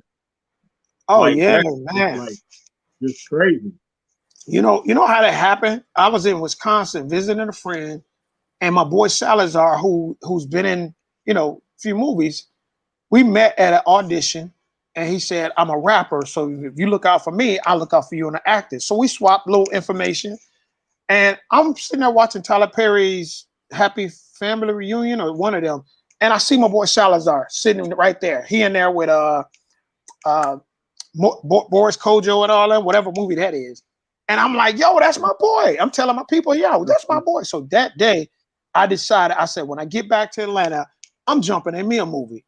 And about 2 weeks later, I get back to Atlanta and I get a call for the movie. What is the movie? I can't think of the name. But anyway, they was looking for Bone Thugs to cast them in the movie. So I said I could relay a message. And so I relayed the message. Bone Thugs, they didn't respond. So I asked Kay Eatman, who's Alex Haley's granddaughter. I said, hey, if you have another role, let me know because I want to get in. Sure enough, they said, can you do a bartender? I said, yeah, I could do a bartender. I'm thinking bartender ain't got no lines because, mind you, I'm thinking my memory bad and I can't really remember stuff good. So I'm going to have to fake it till I make it. So I was like, yeah, I could do a bartender. So a couple weeks before the actual filming, they said, hey, we want to bump you up to a detective. Can you do a detective role? So here I am thinking in my head, I'm about to panic, like, oh, Lord, how many lines? Because my memory ain't good. And I was like, sure, I can do a detective role. It was like, you got 32 lines. I was like, oh, Lord. I was like, okay, no problem. I got it. No problem. And when I tell you, I sat on that script for about, I guess, 2 weeks. And the last 2 days prior to shooting, I crammed them 32 lines in my head. I don't know how I did it, but I did. I just sat there on the script because I'm thinking, okay, my memory bad. I ain't gonna remember this stuff. But I forced myself to remember. I did 2 days of I burned it into my brain. And do you realize Javon Vaughn, he's Jazzy Faye's right-hand man. If you ever saw that show on BT, Get Your A on the Bus, Javon, he was the guy who came to me. I'm the detective, so he's trying to report that a female raped him. And I find it, like, yeah, right. Okay, a fine woman raped you. So he's trying to deliver, what all she did to him. She drugged him. And do you believe I knew all my lines and that brother didn't know his lines and he was the star of the movie? Oh, I felt so good. I was like, yeah. Because he kept having he had to put his script on the ground and I got my lines in my head. So my cue for my line would be his last word. What I thought was going to be my cue, but he didn't have his stuff down. So he just kind of, freestyle his lines and kind of got in the ballpark. So I was totally thrown off because I couldn't use his last word as my cue. So let that be a lesson. Don't learn your lines according to the person opposite of you, because if they don't say their lines on mark, on cue, it's going to throw you off, because it threw me off. So we kept having to cut. He kept looking at his script on the ground, and then he'd be like, okay, I'm ready. So he had to piece it together, all his lines, and I sit there and I had mine in my head, but I just had to go off my memory and not the cue, which I thought I was going to be able to bounce off of him. So lesson learned, don't go off, the person you're reading with, because it might not happen that way. Right. That's good advice. And what do you like about acting the most? You know what I mean? What is the joy that you get from being behind the big screen personally? You know what my secret is? I took up acting in high school, like theater class, and I was good. Like we would do little mini stage plays and stuff on stage, and I was always like killing my scene on my role. And so it was natural for me. Like people tell me I'm funny, you should have been a comedian. I think when you naturally have that craziness about you, that reading a script, and like I could do voices. I should be doing voiceover. I could do like Disney character voices. I could do all of that. And so I'm really not exercising my full capabilities. You know what I'm saying? Like I would love to do voiceover, but I just haven't pursued it. Like I do voices. I talk like a Jamaican, Mexican. I can do character voices, and I will be getting paid to do that if I just applied myself. Because and it's fun. It's fun to do. It's easy. I can be in the studio and they'll send me stuff, and I'll just push out all these different voices, and they'll be sending checks. So that's another thing that's I'm gonna have to get into because it's fun. And what I love about it is just when you know you killed your role, when you know you executed your character. Funny story, I played a boxing ring doctor in one movie, and I did it so good that when they said cut, a lady jumped up and said, she was clapping and said, "Baby, Denzel couldn't have done it no better." And I thought that was too much credit for me. I was like, "Whoa, hold up, lady." But every time they said cut, I got a standing ovation because I was a boxing ring doctor. I think it was called something about something love. I can't remember the name. But anyway, my role was they didn't know what I was going to do. So when they finally called on me, nobody saw me rehearse or practice. I'm a boxing ring doctor, white shirt with the gloves on, got regular glasses on. So when they said, "All right, boxing ring doctor, action," everybody was getting in the boxing ring, like in between the middle rope. I came and I frantically, because this is an emergency, like the girl knocked out. So we got to, so I had to slide up under the bottom rope and caught everybody off guard because they didn't know what I was going to do. So I'm a girl trying to revive her. So I'm trying to get the glove off because she's out. So we don't know if she's dead or just out, right? So I'm feeling her pulse, and I got everybody in suspense because they didn't know what I was going to do. So they watching, and I'm feeling the girl's pulse. And when I came to the realization that there was no pulse, I leaned down and I threw my glasses, reading glasses, down on the canvas. Right. And her manager was like crying on top of her, get up. And so once I threw the glasses down and I looked up at the audience and I gave him that tearful eye, like I had to shake my head like she's dead. And without saying it, I gave him that on my expression. And that captivated them so much. They were like in suspense and like they really thought that it was a serious situation the way I did it. So when they said cut, man, they jumped on their feet and started clapping. They was like, "Oh my God." That's when that lady said, "Girl, oh my God, you had us all caught up," because they didn't know what I was going to do. So it was an element of surprise. And that's why that lady said, "Oh my God, baby, Denzel couldn't have done that no better." So that stuck with me. And I was like, "Oh yeah, okay, I'm killing it now. I know I'm doing my thing, So, so after that detective movie, it was Stomp the Yard. I got in that. Three Can Play That Game, Motive 2, and I was the restaurant manager for Vivica Fox in Motives 2. And so that was huge. Me and her doing the scene, even though they didn't use the scene, but me and Vivica got cool because we did about 8 takes and we was just hanging in the middle of all the shooting. So I really wanted that scene though, because I needed that for my demo reel. Me and Vivica Fox, I really needed that. Will Packer, I need that footage, bro. So yeah, so Three Can Play That Game, Motives 2, We Are Marshall Woman's Call. I played a detective in that again. Alvin and the Chipmunks, I played a record producer. And mind you, all these wasn't speaking lines on all of them, but they were like there were some good features where you saw me. And all of them I didn't have lines. And so don't be discouraged if you don't have lines, because as long as you're seen, that's all that matters. And even if you film something where they cut it, and because you never know when they edit, you never know what they're gonna keep. So don't be disappointed if you film some great stuff and you killed it and they end up cutting it. They edit for a lot of different reasons: color of the clothes, the picture. I believe because I wasn't supposed to have speaking lines with me and Vivica, I believe they may have cut it out because they would have had to pay me because we had dialogue. And I was just supposed to shake her hand and just nod my head. But when she said, "Thank you for the hospitality," and I was like, "No problem, you're welcome anytime," or something like that, something short and sweet. But I didn't have a script, so I wasn't really supposed to talk. So I may have got myself cut out just responding to Vivica because I had to make it a real life moment, So I think I felt stupid the first couple of times when she was like, "Thank you for the hospitality," and for me to just not say nothing back, I thought, okay, I don't know, that it wasn't real. So maybe I cut my own self out of there. I don't know, and I don't quite remember. And I didn't even have a camera phone back then. I never got any pictures of me and Vivica, no video. I didn't have a camera phone at the time. So when I was telling my brother, I say, "Man, I just did a movie with Vivica Fox." He was like, "Okay, send me the picture." I said, "Oh, I don't have a camera phone." He said, "What? You doing all this stuff and you don't have a camera phone?" He said, "You need to get you a camera phone. Nobody gonna believe you." He said, "If you don't have pictures, nobody believe you. It didn't happen." I said, "You know what? You're right." So I went and got a camera phone. And now you see all the pictures that you see, videos that you see. I capture the moments now. That is funny. But Oh, that's man. awesome, though, at the same time. Man, you know what I mean?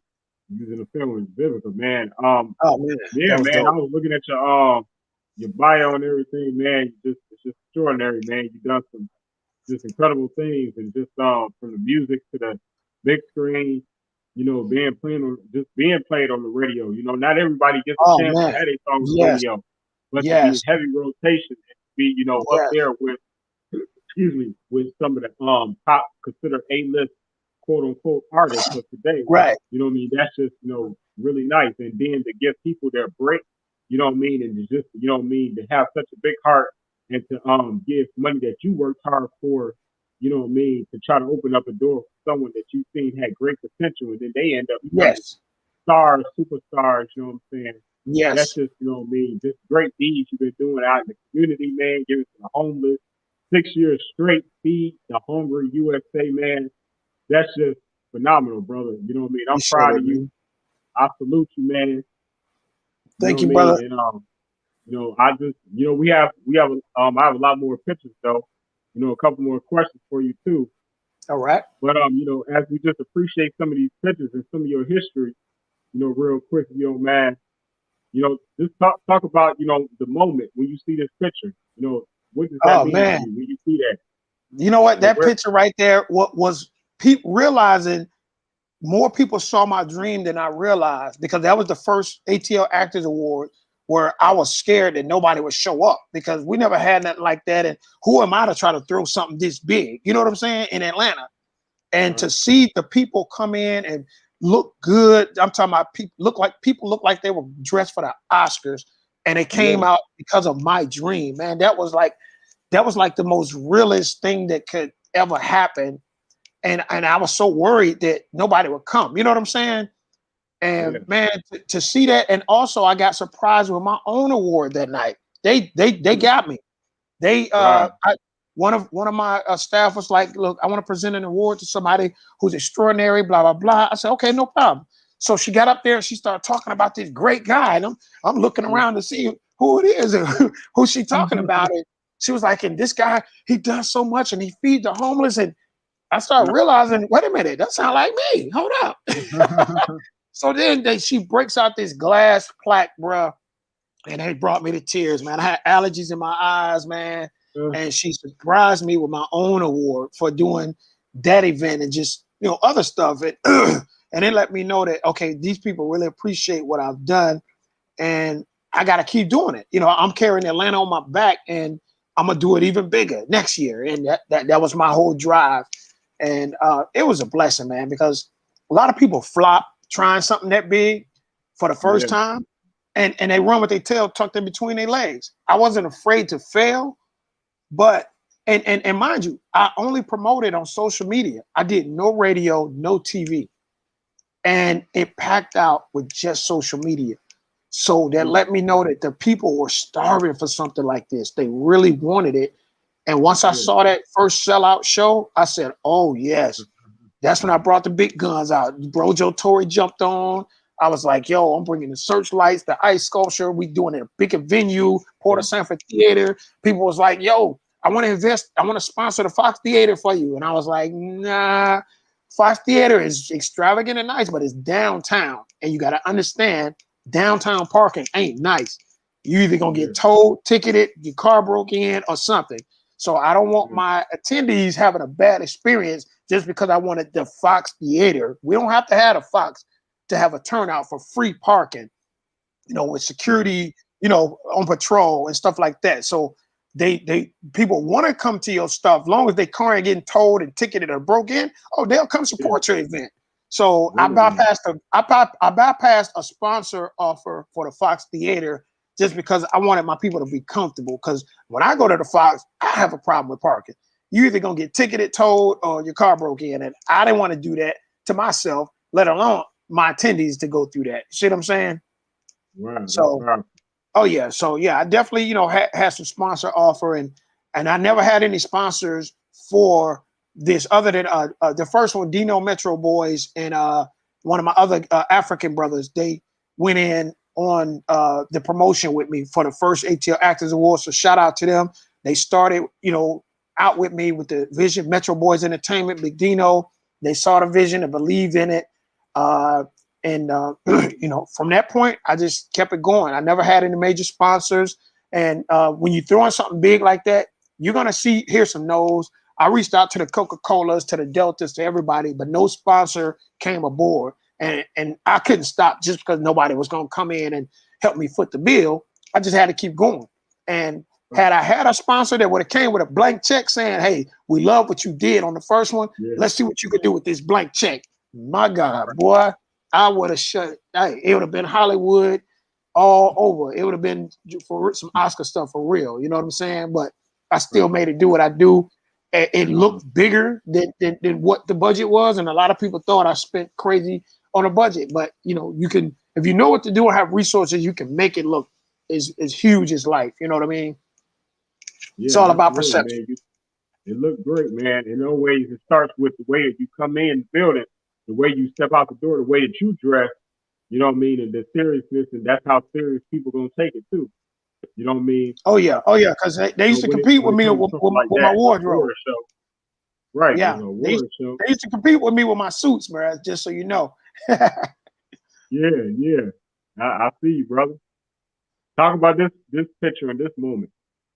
Okay, that picture, that was the 2018 award show with my bro Joe Torre hosted. Right. And that one was, man, you see people holding their awards.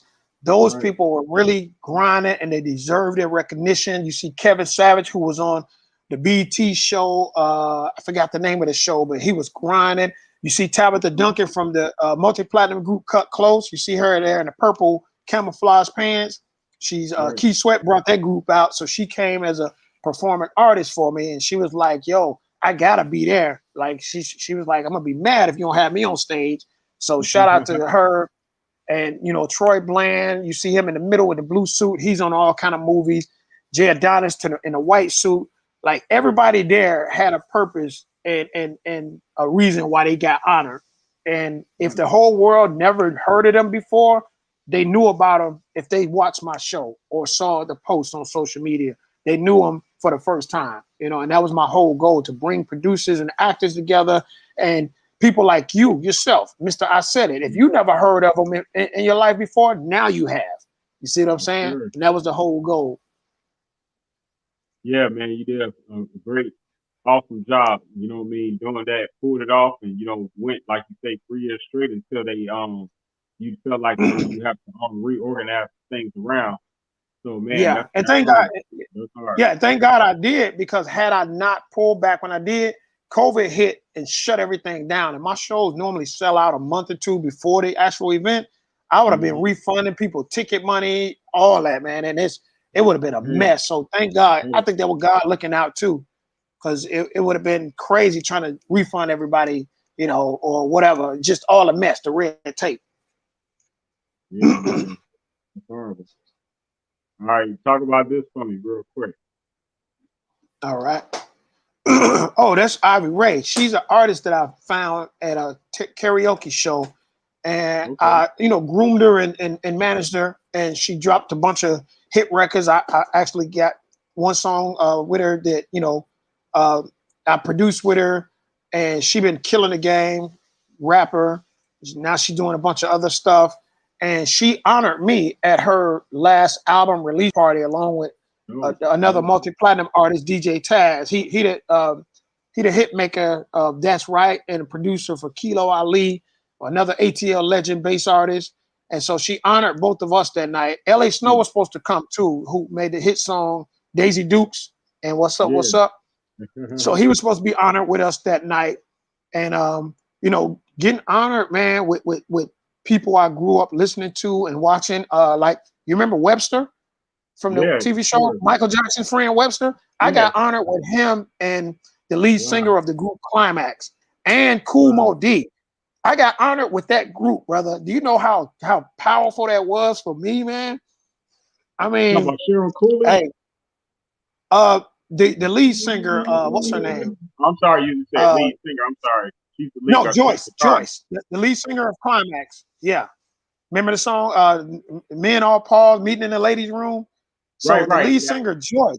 Yeah, I got honor with her, Kool Moe Dee, Webster, and L.A. Snow. Man, that was crazy, man. So I'm grateful and thankful for being recognized, for people to just appreciate the music I put out, and they listening to it all over, overseas, Germany, Philippines, everywhere. People will reach out and be like, "Yo, we love your stuff." And man, it's a wonderful feeling to know it ain't just stay in Atlanta. It wasn't just local. You know what I mean? It's a great feeling. And the first time I ever heard my single on the radio, I was riding down Old National in traffic. DJ Jelly put on a 5 o'clock traffic jam. He mixed it all the bass hits. We pull up at a light, and guess what? Set It Off comes on, our first lead single. And I see these people to my left jamming in their car, cranking it up to my song. And I just heard it for the first time on the radio. And I'm like, yo, that's me. That's my song. They was like, that's you? I said, yes, that's my song. And they were turning up. They was like, hey, Set It Off. I mean, that's dope. That's dope. Radio. That was crazy. So been a blessing, man. Blessed ride. Man, you know what I mean? In the background, real quick, I'll play a little bit of one of my favorites from the album. Okay, which one is that? Let me see. I'm eager to see which one you liked on the album.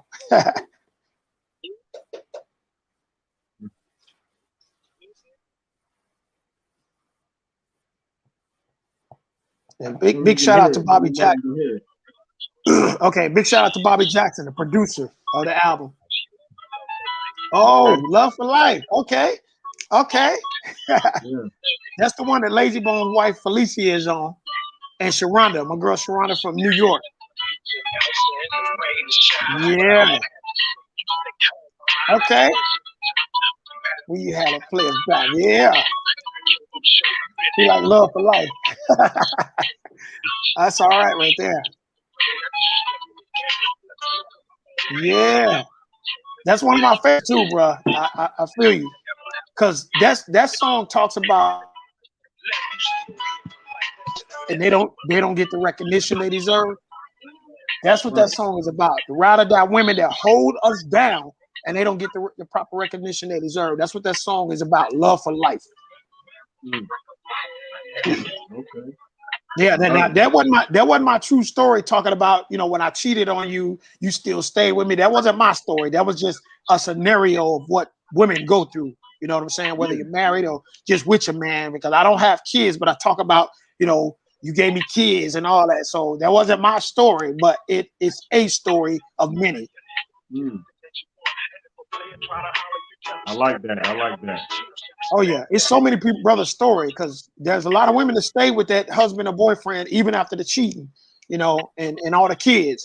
And so that we salute those women who are soldiers, so we all wish to have a woman that strong, you know what I mean?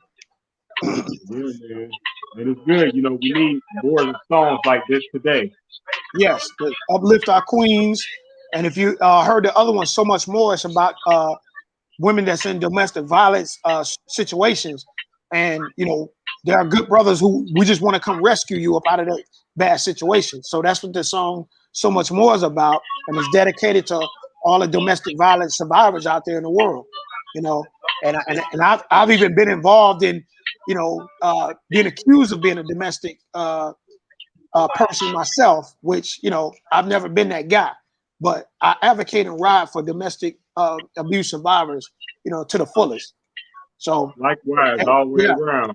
Yeah. So there are situations where us good guys get blamed for something, and it's easy for that narrative to run because, the women play the victim and they want to make us look bad because we don't want to be with them, or, when it's over, that's the only way they know they can hurt us. You know what I'm saying? And so that's what happened to me.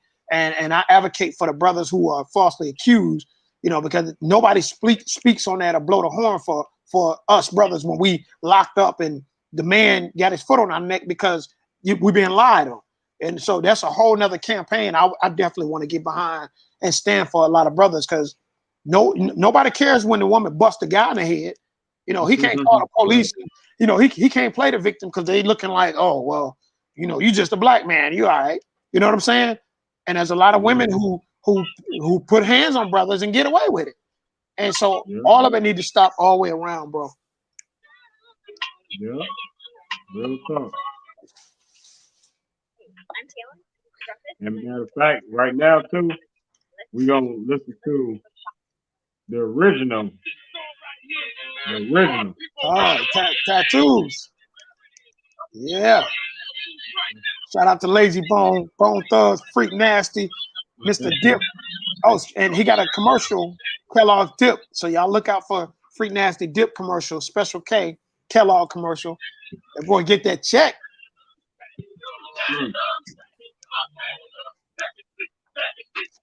Yeah.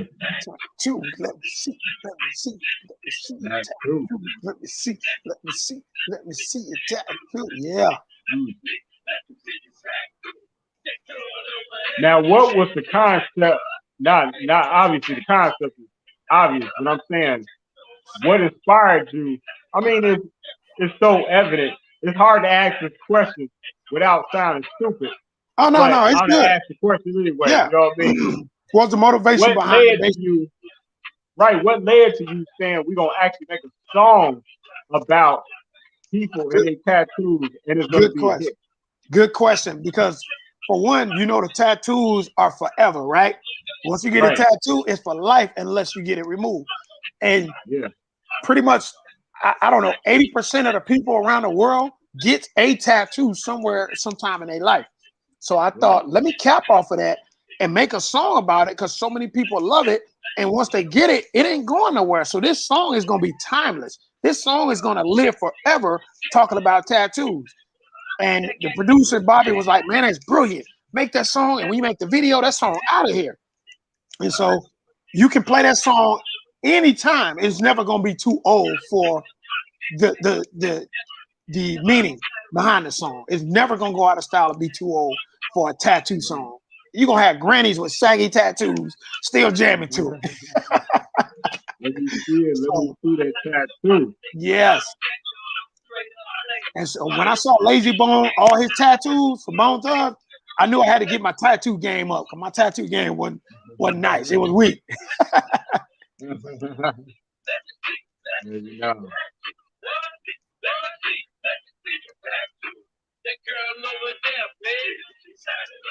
So who's your favorite tattoo artist out of your tattoos that you have?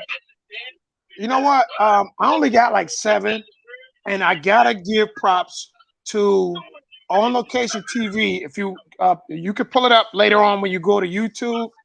They actually showed me getting a tattoo in Jacksonville, Florida. Untouchable tattoos and body piercings. I did a TV show where they actually gave me free tattoos live for the TV show. So they gave me a Japanese symbol on my arm that means brave and valiant. They did a rose on my shoulder for my mom, rest in peace. And they did a treble clef on my shoulder, you know, for my artist industry. And those tattoos were like $200 and $300 tattoos, and they gave them to me for free for the TV show. So my favorite tattoo artist is Untouchable Tattoos and Body Piercings, Jacksonville, Florida. Yeah, so you can see that whole segment on Hanging with K Chill in Jacksonville, Florida. If you Google that on YouTube, not Google it, you pull Hanging with K Chill in Jacksonville, Florida, you can see the whole thing, me performing, getting a tattoo, the TV show, doing an interview. It's a nice little piece. On Location TV. Okay. And what was your first tattoo? My first tattoo was actually a jail tattoo. It was my boy Casino did it. I was locked up in Rice Street for some little petty mess I did back in '95. And my boy Casino, I met him. We was locked up, and he did. I wanted to get free. I was in that thing for like two months, I think, on some silly petty stuff. And I wanted the handcuffs breaking the chains with my eyes, and he drew it on my arm, and that was my first tattoo he did on my forearm. Shout out to my boy Casino. Yeah. So he did that, and he did another one. and I still got them. I never covered them up because they sentimental. They bring memories of what I went through, and that all of that's gonna be in my Ease the Pain story, because a lot of people didn't even know that I got locked up back in '95 when I was first doing my thing. Actually, it was actually '96, right before the success, right before the radio songs and all of that. A lot of people don't know. So this Ease the Pain story is gonna tell like everything, the whole like what I went through to get to K Chill status. Because when I first moved to Atlanta, I wasn't K Chill, I was Chillin' K. And Racine, they knew me as Chillin' K. And I felt like it was a little corny. I need to beef it up. I need to flip it K Chill. So that's how K Chill was born when I got to Atlanta. I didn't come to Atlanta as K Chill. Yeah. So yeah, the Ease the Pain story. Oh, it's gonna be deep. It's gonna shed a lot of light on stuff people never knew about me. They never knew about my journey. So it's gonna be deep. Yeah, I already know. So are you gonna tell us, my audience, where K Chill came from? Say that again. I say, so you gonna tell my audience who K Chill, how K Chill got the name K Chill? Oh, like I said, it was Chillin' K at first because I'm so cool and I don't bother nobody, right? And my name is Kelvin. Kelvin Harris is my name.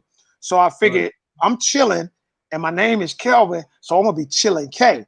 So once I got to Atlanta, I knew. Oh, and I skipped a piece. Before I came to Atlanta, I was in trade school in Job Corps, Gokanda CCC. Me and your boy MC Breed was in the same on the same hill. So me and MC Breed used to battle rap in the dorms in Gokanda, Illinois. And so by the time I got to Atlanta, Breed had got here already and blew up with Ain't No Future in Your Frontin'. So I came after that and I was like, yo, I'm trying to look out for, go meet Breed at a little club or something, because I was a barber. I was nobody. So I'm like, okay, if I go meet Breed, I know he's gonna look out for me, because he knew we used to battle, but we was still like friendly competition. So I'm thinking, okay, Breed gonna see me, he gonna show me love. Boom. So I ended up meeting him, but he was too drunk to even remember anything when I did go see him that night. So that's when I realized Chillin' K was a little too soft. I gotta flip it. So K Chill, it was easy to just flip it around, and K Chill was born at ATL, 1995. Yes, sir. Yes, sir. That's how it came to be. I'm cool. I don't bother nobody. My name is Kelvin K Chill. That's all I do is chill. Indeed. Yep. Like that, man. Yeah. And since I've stopped doing music, just a disclaimer, there's another person using the name K Chill out there. So if you Google something and it's some light-skinned guy, that ain't me. So I don't really crank out stuff no more. He's still being an artist, I think. So he's using the name K Chill. So sometime if you Google K Chill right now, some of his stuff will pop up. So you know the difference. I'm dark skinned, he light skinned. So just a disclaimer out there for anybody that might be trying to Google something. You hear a song that ain't nothing that I would do. You don't want them thinking it's me. You know what I'm saying? Oh yeah. I had to put in count. I had to put in your first name. Okay. Then K Chill. Yeah, because the last few times I Googled myself, a lot of his stuff popped up, and shout out to the brother. I figured since I retired the name, new school, they're gonna always come in and take a name and add something to it. You can't reinvent the wheel, but Lil Nas X tried to do it with Nas. So what can you do? You just you keep it moving. They'll remember me. I made my mark in the world, and the K Chill, my signature has been put on the world. They'll hear my voice and my music. Long after I'm gone, they'll know that okay, I did deliver some sounds. And one thing about music is timeless. They'll be playing this stuff, saying, "Oh yeah, this guy back in 1995, he made this song." So after I'm long gone, they'll still be able to hear my voice. You see what I'm saying? So the music is timeless, and the movies and TV shows and all of that stuff. I forgot to mention the TV shows: Snap Killer Couples, Fatal Attraction, Soul Train. I was on. Not Soul. What's the Soul Train name? I forgot the name of it. But whatever the name is for Soul Train, I was in that. Halle Berry's Boomerang, the TV show. I was in that. So it's a lot to the resume, and I got to update stuff. And I'm still not done. You know, once I do Easy Pain, the book and the movie, I think that's when I'm gonna really feel like I accomplished everything I set out to do. Man, So, yeah. your vision board crazy. Oh, you know what? You know what? There's something else that I don't even really publicize much. I'm an inventor as well. If you Google the drink lock, I'm the sole creator and inventor of that device, the drink lock. I had Innovation Direct back in 2012, put it in trade shows from New York to Vegas to I think France. And so what it is I made a lock for drinks. Say if you put your soda in the refrigerator and you got kids that drink up all your stuff, you can actually lock. You can actually put a lock on top of your soda, 2-liter wine bottle or whatever. So I'm the sole inventor of the drink lock. And right now I'm still in the process of trying to get to Coke or Pepsi to do a lease license, you know, patent and all that type of stuff. So once it's out on the market, because there's nothing out like that now, oh, it's a multi-million-dollar project, bro. I'm telling you. So imagine being able to lock your beverage at work, and you know how y'all share a refrigerator at a job. You can lock your drink so you know nobody can go in and put some plaque in your bottle from taking a swig out your soda. You know what I'm saying? So you'll have security you'll have security of knowing you safe. Can't nobody put no poison in your drink, tamper with your drink, because you can actually lock it. You have a little key and you can lock up, you know, as many bottles as you want, or wine club owners can lock up special wine, special liquor. Oh, wait till I get it cracking, man. It's gonna be on. Man, it's better than that. Oh yeah, I submitted to Shark Tank, so I'm still waiting to hear back. But you know, don't be surprised you catch me on Shark Tank pitching my product, because there's nothing like it out there, and I know the stuff that they be going for. I know they're gonna jump on mine, man. So it's just a matter of time. Absolutely, it's all Godspeed. That's it. That's it. Being patient, yeah. Yeah, man, that's really innovative too. You know what I mean? I really like that. You know what I mean? Me just today, I do it every day too when I'm at work. You know what I mean? I put some napkins, some paper towel or something, and I twirl it up and I put it inside of my drink. Yeah. And I do it in a special way to where I know if somebody messing with my drink. Yeah, see, there you go. And if you had my product, the drink lock, you would have no worries about it, because you know can't nobody open it until you open it. Exactly. And that's that, man. I'm talking about, it's so far behind. Like we needed this 10, 20 years ago, bro.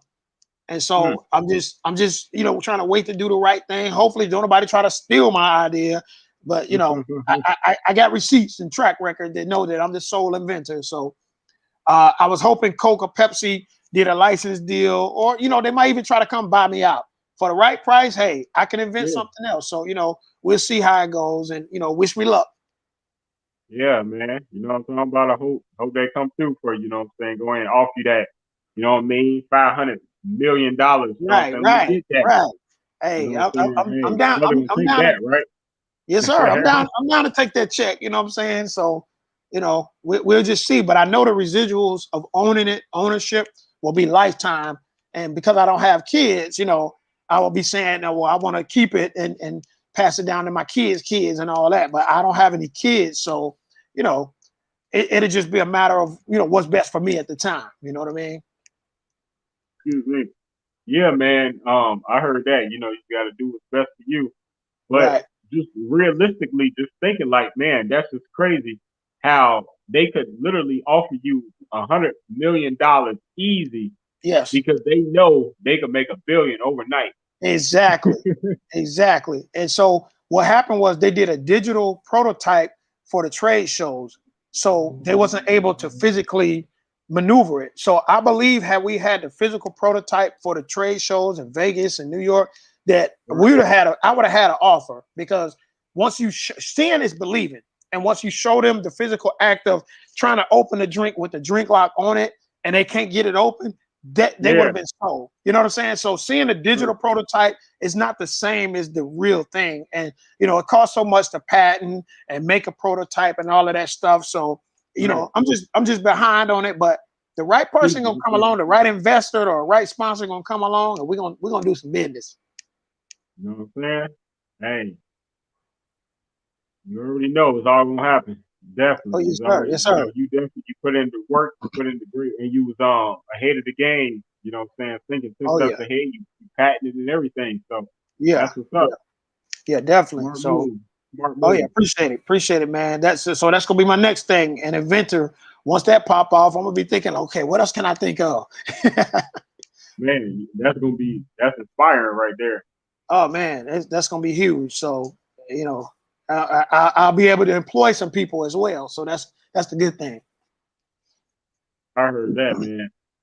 That's why I went wrong, man. I was 18 real quick. I was 18 just to share a little story.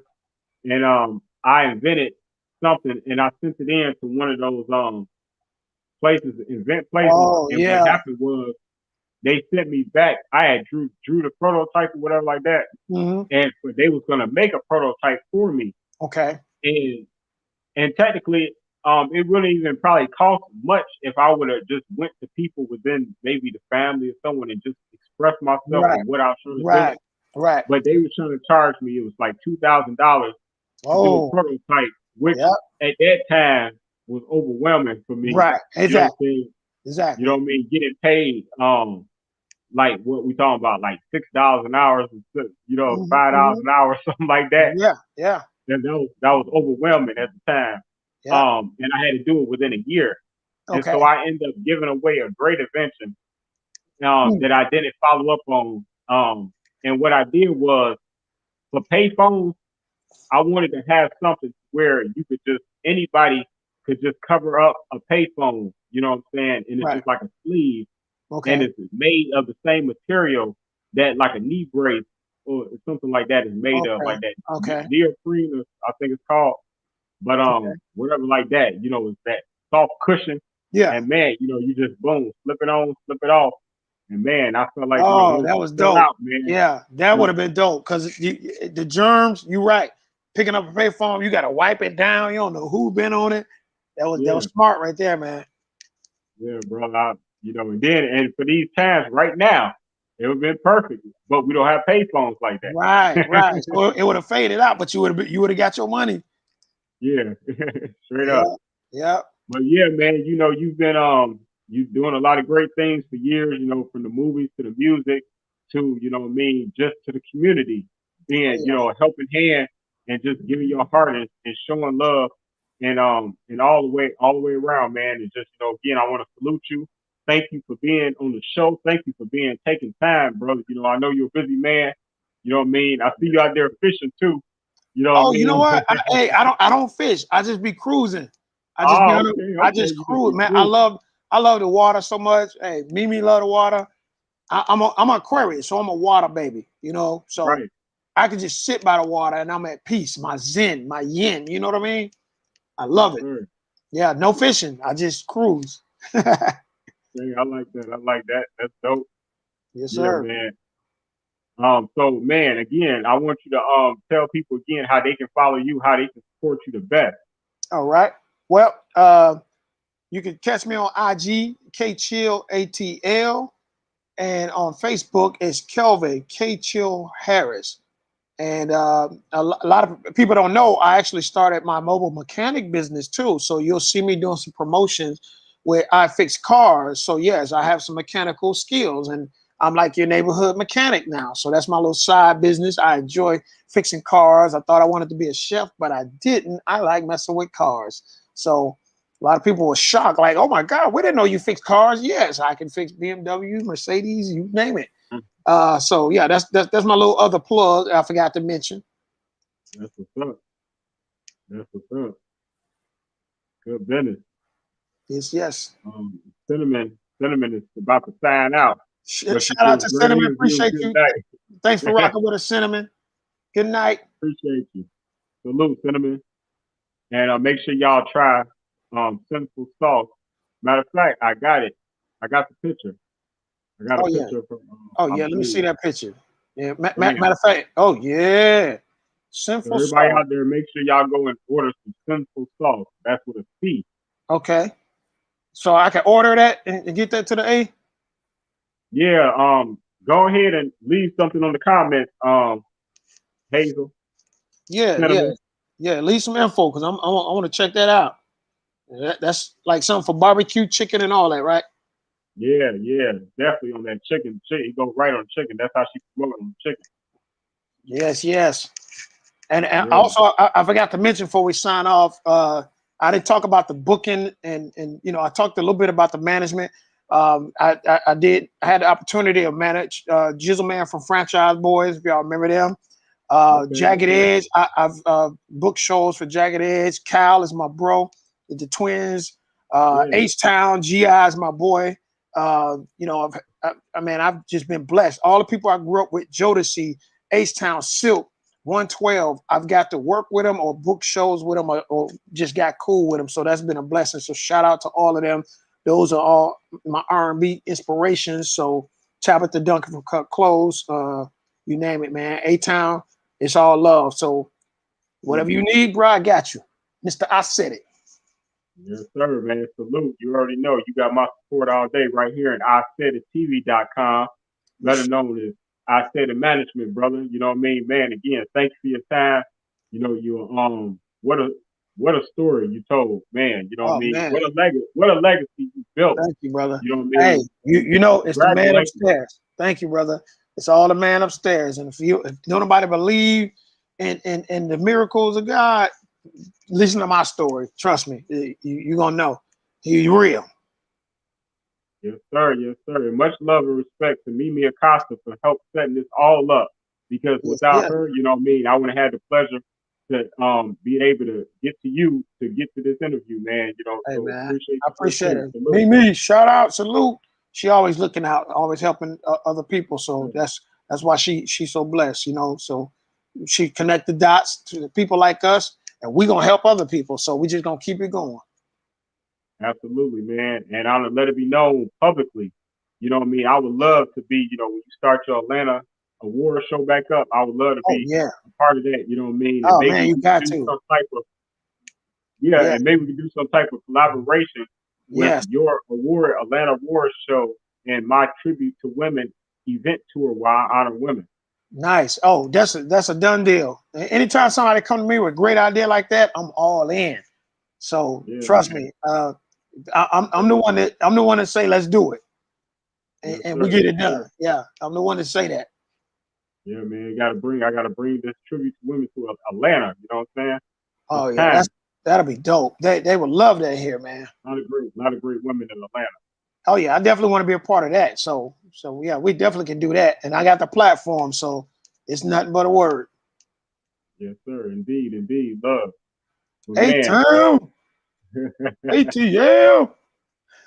hey, Chill is in the Yes, building. sir. Yes, CEO sir. of Chillzone Entertainment Yes, and the sir. founder of the first annual Atlanta Actors Awards show. Yes, Man, sir. that's amazing, man. Feed the Hungry USA, 6 years. You went strong. Educators Awards, Atlanta Educators Awards. Oh yeah. Man, that's just phenomenal work, man. You done and Appreciate it, man. man, I appreciate it. straight up, man. Hey, thank you for my flowers while I can smell them, because, man, Yeah, we losing a lot of brothers, man. And rest in peace to everybody we lost just recently. And that's the whole purpose of me doing the award show, because I want to make sure people can smell our roses while they're here, man. Because it's so important to tell people you love them right now. yeah, Squash the beef with family, man. Make it right, because tomorrow ain't promised to nobody, and we never know when our day is going to come. We know how much money we got in our pockets right now, but we never know when that last day is going to be. So make peace. Tell somebody you love them. Squash that beef. Make it right. Get right with God, because we losing people.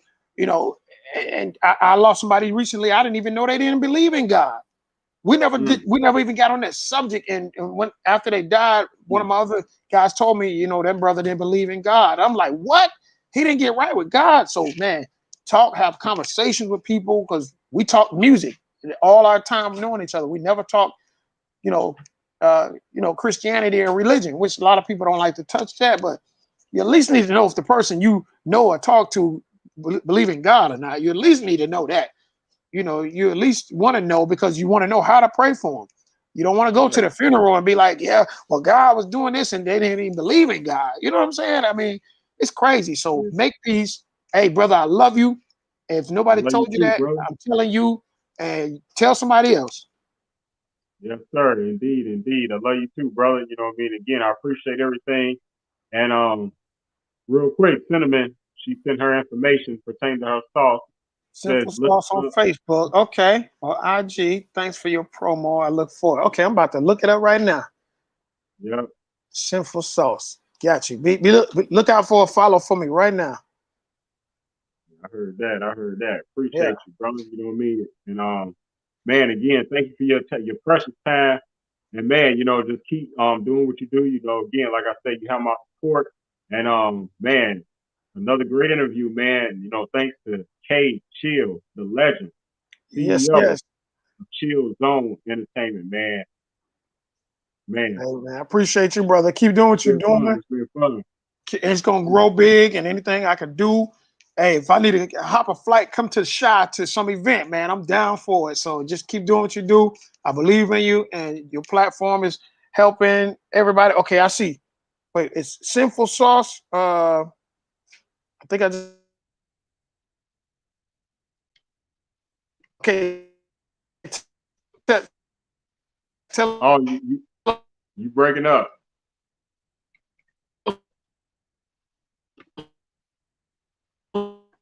look for her follow right now. I just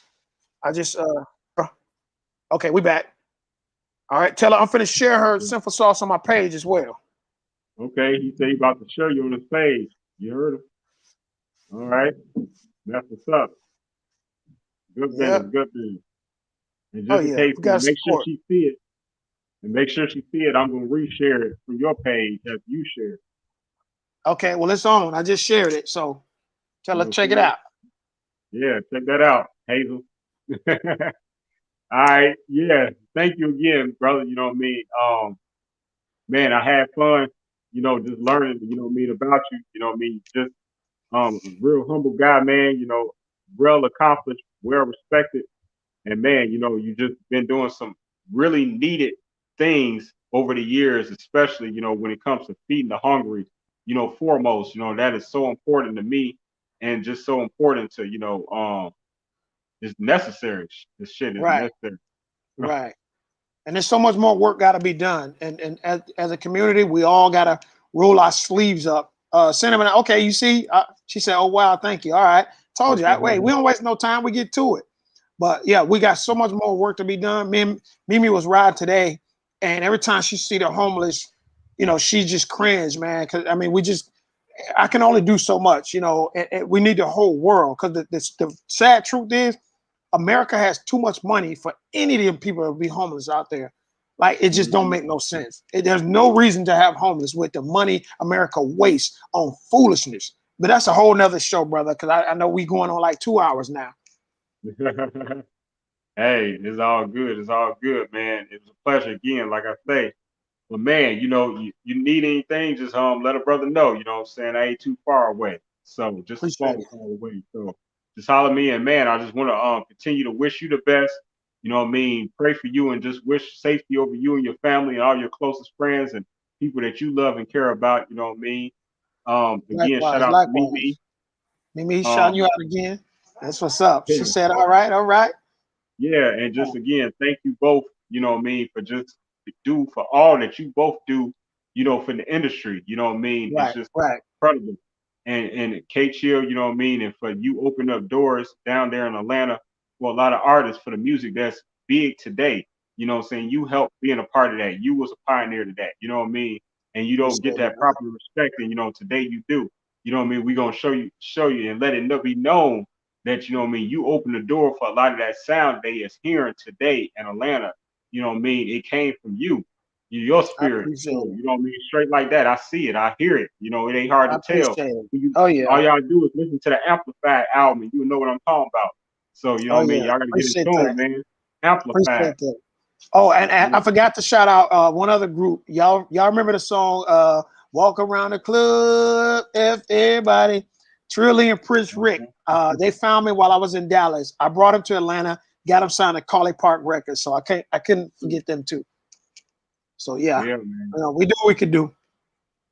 Yeah, man. You were owed a lot of greater respect than you out here getting, man, based off the fact that, like I said, you trailblazer, man.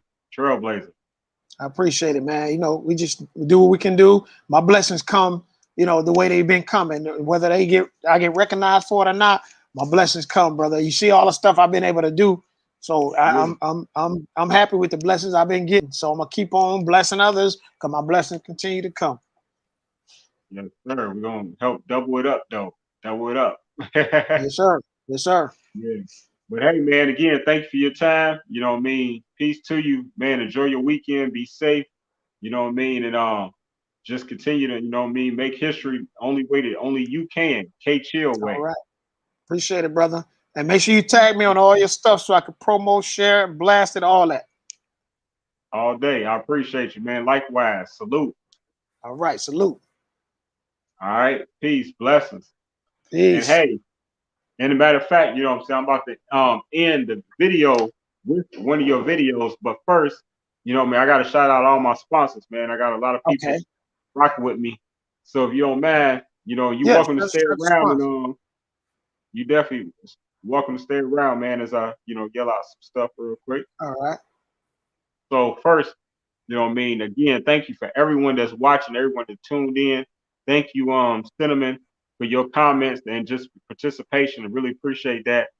But first person I want to shout out when it comes to my sponsors and media partners is Gina Hills. That's Life and Entertainment. She's down there in Memphis, and she's just doing really big things. Also, like the whole team, everyone I rock with, everyone, we just open up doors for other people using our platforms to just try to help. And she's definitely been, doing that, really well. So really appreciate her. So make sure y'all check out lifeandentertainment.com. Again, we're gonna go in and shout out Cinnamon, you know what I mean, and Sinful Sauce real quick again, you know what I mean, embrace the sauce, follow the sauce. So make sure y'all check out Cinnamon on Facebook. Cinnamon. Yeah, we're gonna try that sauce. Get some chicken and barbecue. And shout out to urbangrindtv.com. You already saying that's my media partner, actually. Urban Grind TV. They're my media partner. Yeah, Urban Grind been around 21 years. And can you believe that they're a 21-time award-winning show, radio and TV? Salute. Like, congrats. Crazy. Congrats to that. Yeah, man, that's just crazy. In the Urban Grind TV, we doing it. Yeah. Appreciate y'all. Shout out to Wally. Yeah, shout out to LilyB.com. She's an author, motivational speaker, and she creates animated videos, commercials, and all of that. You know what I mean? Whoa. So if y'all need any of that, man, holler at my friend Lily B. That's Linda Gregory. LilyB.com. Lily B in the house. Yeah, so she's been doing big things. So much love to her. Man, Sophia Latrice, she has a business in a spa called Layzie Alex Spa, and that's located in Plainfield, Illinois. And man, she's doing some great things, helping people with their self-esteem to the point to where for females looking for butt lifts, she can do that non-surgical. Wow. For men that don't feel like going to the gym, she know how to structure and give us some muscles. What? Like how you do that? Like, man, she bad, man. I'm trying to tell you, she bad with it. So make sure y'all check out LanieCeAlexSpa.com. I mean, LanieCeAlex.com is a spa, but LanieCeAlex.com. Check her out. Brother's gonna be coming for them gut lifts. They're gonna get that beer belly tucked in. Yeah, man, you can do that. You can do that. Shout out to to my homie Phil Cantone with StreetScienceRadio.com. He been doing really big things out there in Bloomington, Illinois. Matter of fact, that he was on the radio 92.3 for like 15 years, 12 years, something like that. He was doing his thing. So man, I'm proud of him. And he went and started his own station, StreetScienceRadio.com. He's been going strong for about 5-6 years now. So man, make sure y'all support him too. StreetScienceRadio.com. Big ups. Sir, yes, sir.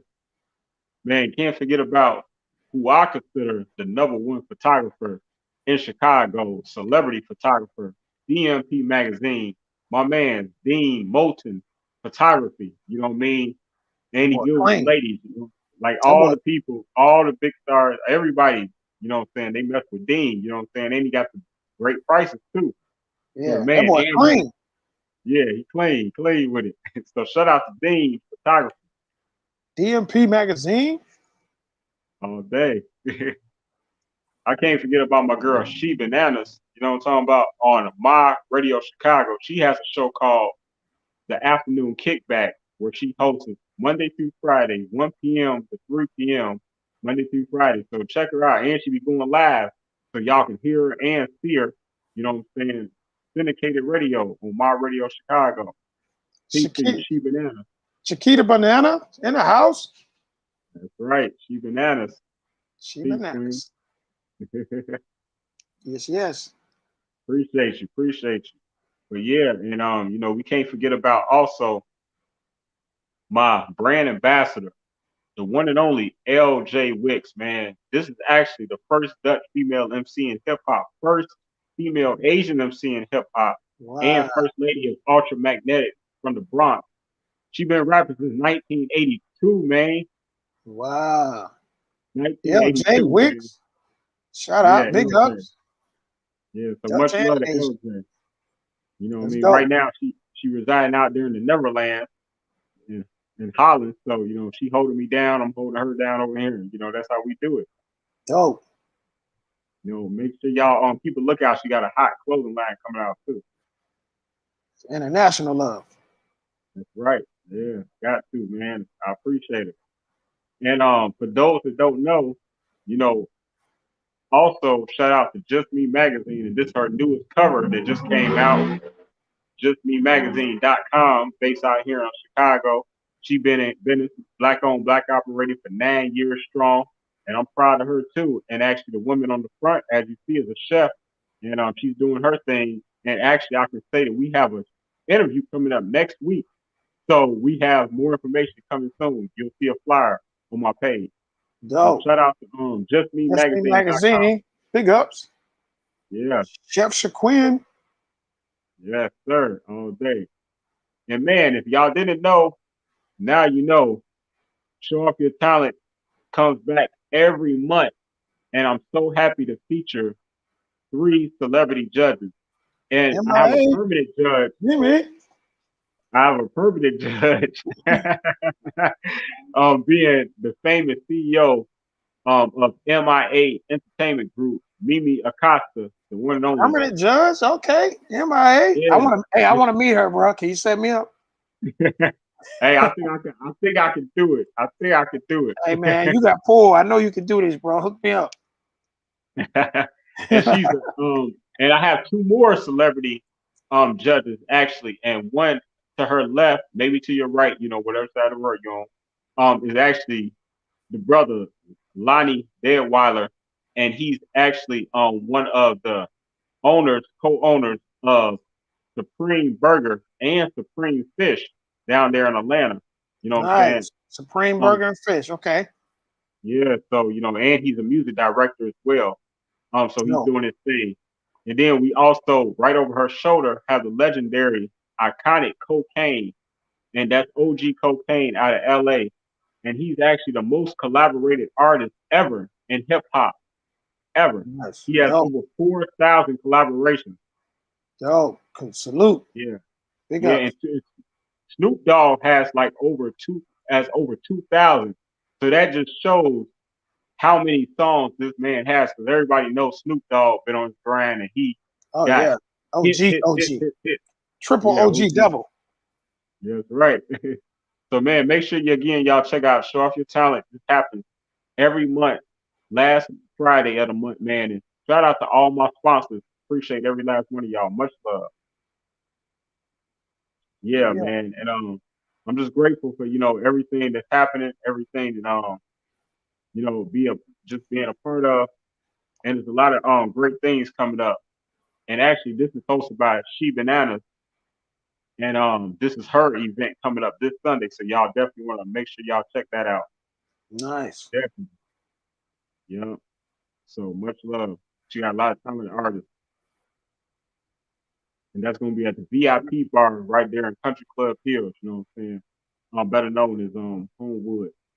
So hey, man, again, thank you, Chill, for your time. Thank you for your Sure. patience. Man, brother, salute. Boom. And man, hey, we did it, man. We 2 did it. hours, 11 minutes. Right. Hey, we made up for yesterday, you know. Hey. Yeah. Had to throw a little extra sauce on it. Right, right. Appreciate that love. We threw some cinnamon sauce on it tonight. Yes, sir. Some sensible sauce. Yeah, man. And like I say, we're gonna go ahead and end it out with your video, you know what I mean, of just kind of like a replay of some of the things that you've accomplished and some pictures, over the music. All So right. again, man, thank you again for your time. Much love, salute, and man, just keep doing what you're doing, man, because you're doing it right. You're definitely doing it right. Oh yeah, and I'll come back for another show because I'm sure some stuff I left off that I'm gonna be like, oh yeah, I forgot to mention that. And real quick, we formed a group called Bass Superstars. The Bass Superstars Up video is us, 69 Boys, 95 South, and all the bass legends from Georgia and Florida. We all formed a group. The Bass Superstars Up on YouTube. Pull that up and check that out. It's crazy. Yes, sir. Yes, sir. Got to. All right, now we're about to get into this review of Chill Entertainment. You know what I'm saying? Chillzone Entertainment CEO. Bet that. All right. Yep. Keep dancing. I'm sorry. Go ahead. I'm sorry. Go Oh ahead. no, I was just saying I'm gonna sign off after that. So peace out. Much love. Right. Peace, love. Keep dancing, keep dancing, keep dancing, keep dancing, keep dancing, keep dancing, keep dancing, keep dancing, keep dancing, keep dancing, keep dancing, keep dancing, keep dancing, keep dancing, keep dancing. You know you got to keep on dancing, pump it up, shout it, let's go now, back and bounce, rag top, 911, 8-time slide. Let me see you dip with my hands up on your hip. You can do it, girl, come on, let's go. Let me see you crank it up. Keep the tempo packed, that's how we do it in Atlanta. Brothers pumping hard, 911, 911. Yeah, I brand new dancing show that hit. Some of y'all players can't do it. When you learn it, you'll be crunk on the floor, telling you, hey, pick it up, bring it back. Ask me why it be like that. Girl, strip for that tip. This be real, that bass music. Ain't never seen nobody booty shake on gangsta music. Oh, hip hop, New York style, gotta have it. Southern player, dancing. I appreciate everybody's time. Thank you for tuning in. And man, share this video. It's very important. You already know. If anybody asks, I said it. Peace, blessings. We gone.